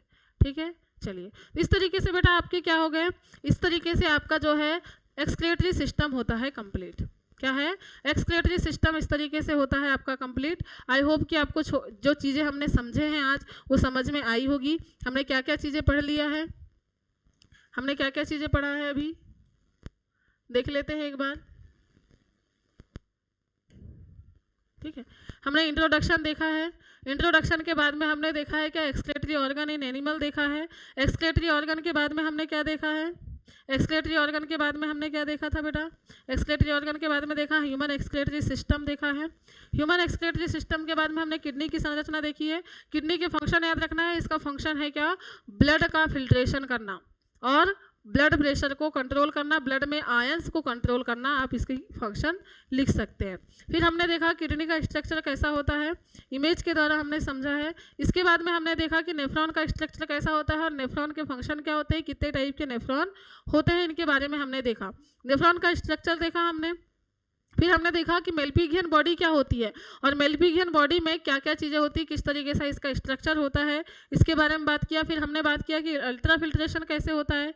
अल्ट्रा फिल्ट्रेशन जो हो रहा है आपका, जिससे यूरिन का फॉर्मेशन होता है। यूरिन फॉर्मेशन की प्रोसेस जब हमने पढ़ा तो इसमें 3 स्टेप देखा हमने, अल्ट्रा फिल्ट्रेशन, रीअब्जॉर्प्शन और ट्यूब्यूलर सिक्रेशन। अल्ट्रा फिल्ट्रेशन कहाँ होता है और कैसे होता है, इसकी बात हमने किया कि अल्ट्रा फिल्ट्रेशन क्या होता है और कैसे होता है। इसके बाद में अल्ट्रा फिल्ट्रेशन के बाद में नेक्स्ट हमारा था रीअब्जॉर्प्शन। रीअब्जॉर्प्शन हमने तीनों नलिकाओं में देखा था, पीसीटी, हेनले लूप और डीसीटी में। और इनके एब्जॉर्प्शन के लिए अगर ब्लड प्रेशर ज़्यादा है, बहुत ज़्यादा मात्रा में फिल्ट्रेट आपको प्राप्त हो रहा है, तो उस समय में आपको किसकी, हार्मोन्स की ज़्यादा ज़रूरत नहीं पड़ती है। लेकिन अगर आपने क्या कि आपका फिल्ट्रेट अगर कम हो, जीएफआर कम हो, तो उस कंडीशन में हार्मोन के बारे में आपने पढ़ा है। ठीक है, तो इसकी पीसीटी में कैसे होता है, डीसीटी में कैसे होता है, जब ब्लड में वाटर की कमी हो और जब ब्लड में वाटर कैसा हो, जब ब्लड में वाटर की कमी हो तभी कंडीशन बनती है किसकी, डीसीटी और पीसीटी में, सॉरी डीसीटी और कलेक्टिंग डक्ट में एब्जॉर्प्शन की। फिर हमने देखा कि mechanism of ultra filtration. Ultra filtration जब हमको करना है तो 2 केस हमने देखा, इसके 2 केस हमने देखा कि अगर ब्लड प्रेशर ऑलरेडी ज़्यादा हो, जीएफआर कैसा हो, इंक्रीज हो, जीएफआर बढ़ा हुआ हो, तो हमको कैल्शियम आयन की आवश्यकता होती है उसको नॉर्मल करने के लिए। और दूसरी चीज़ है अगर जनरल ब्लड प्रेशर जो है वो ऑलरेडी कम रहता है, तो उस समय में क्या होता है, सोडियम क्लोराइड बहुत ज़्यादा मात्रा में एब्जॉर्ब हो जाता है। और इस कंडीशन में क्या होता है, हमारी डीसीटी के अंदर जो मैकुला डेंसा है वो बहुत ज़्यादा एक्टिव हो जाती है। मैकुला डेंसा कैसी हो जाती है बेटा, मैकुला डेंसा जो है वो बहुत ज़्यादा कैसी हो जाती है, एक्टिव हो जाती है। और क्या कर रही है, मैकुला डेंसा एक्टिव होने के बाद में क्या कर रही है, आपकी एफरेंट आर्टरी में जाकर सेल्स को क्या कर रही है, एक्टिव कर रही है। सेल्स को एक्टिव करी, कौन सी, सेल्स को एक्टिव करी। सेल्स को एक्टिव करने के बाद में इसमें से क्या होगा, हार्मोनल रेगुलेशन हो रहा है इसमें सेल्स में एक्टिव करके। रेनिन के बाद में एंजियोस्टेनिन के बाद में एल्डोस्टेरोन हार्मोन का सिक्रेशन हुआ। और इन सभी ने मिलकर क्या किया, आपके किसको, आपके जो किडनी के, सॉरी नेफ्रॉन के अंदर, डीसीटी के अंदर जो एब्जॉर्प्शन हो रहा था, या फिर आप बोल सकते हो कि जो यूरिन का फॉर्मेशन कम हो रहा था, उसको नॉर्मल करने का काम कौन करता है, रास सिस्टम करता है। तो रास सिस्टम याद रखना है आपको। रास सिस्टम के बाद में हमने देखा कि हेनले लूप में एब्जॉर्प्शन कैसे होता है। हेनले लूप के बाद में हमने कुछ इस तरीके से स्ट्रक्चर समझा है, इसका स्ट्रक्चर याद रखना है, किस भाग में किसका एब्जॉर्प्शन होता है। इसके बाद में हमने देखा क्या यूरिनेशन क्या होता है, यूरिनेशन और यूरिन के बारे में हमने पढ़ा। इसके बाद में कुछ डिसऑर्डर्स देखा है हमने, और यहाँ इस तरीके से हमारा टॉपिक हो जाता है कंप्लीट। ठीक है, तो इस एक बार ही नहीं, 2 बार नहीं, 3 बार आपको इसको पढ़ना है बेटा। और इसके साथों साथ क्या करना है, एनसीईआरटी पढ़ना है, क्योंकि आप खुद ही समझ पाएंगे कि कम समय में जो है हम लोग पूरा तो एकदम डिटेल में नहीं पढ़ सकते। फिर भी मैंने कोशिश किया है समझाने की, लेकिन अगर पूरा हम डिटेल में नहीं पढ़ सकते हैं एक साथ में, तो आपको क्या करना है, एक बार इसको पढ़ना है और साथों साथ क्या करना है, एनसीईआरटी आप जब पढ़ोगे, एनसीईआरटी में सारे टॉपिक दिए हुए हैं, एनसीईआरटी जब आप पढ़ोगे और इसको समझोगे तो आपको ऑटोमेटिक समझ में आ जाएगा कि ये किस तरीके से काम कर रहे हैं। तो साथों साथ आपको थ्योरी पढ़ते हुए भी चलना है। ठीक है, चलिए तो मिलते हैं हम लोग अब नेक्स्ट लेक्चर में नेक्स्ट टॉपिक के साथ में। आज के लिए इतना ही। ठीक है, bye bye, take care, have a nice day.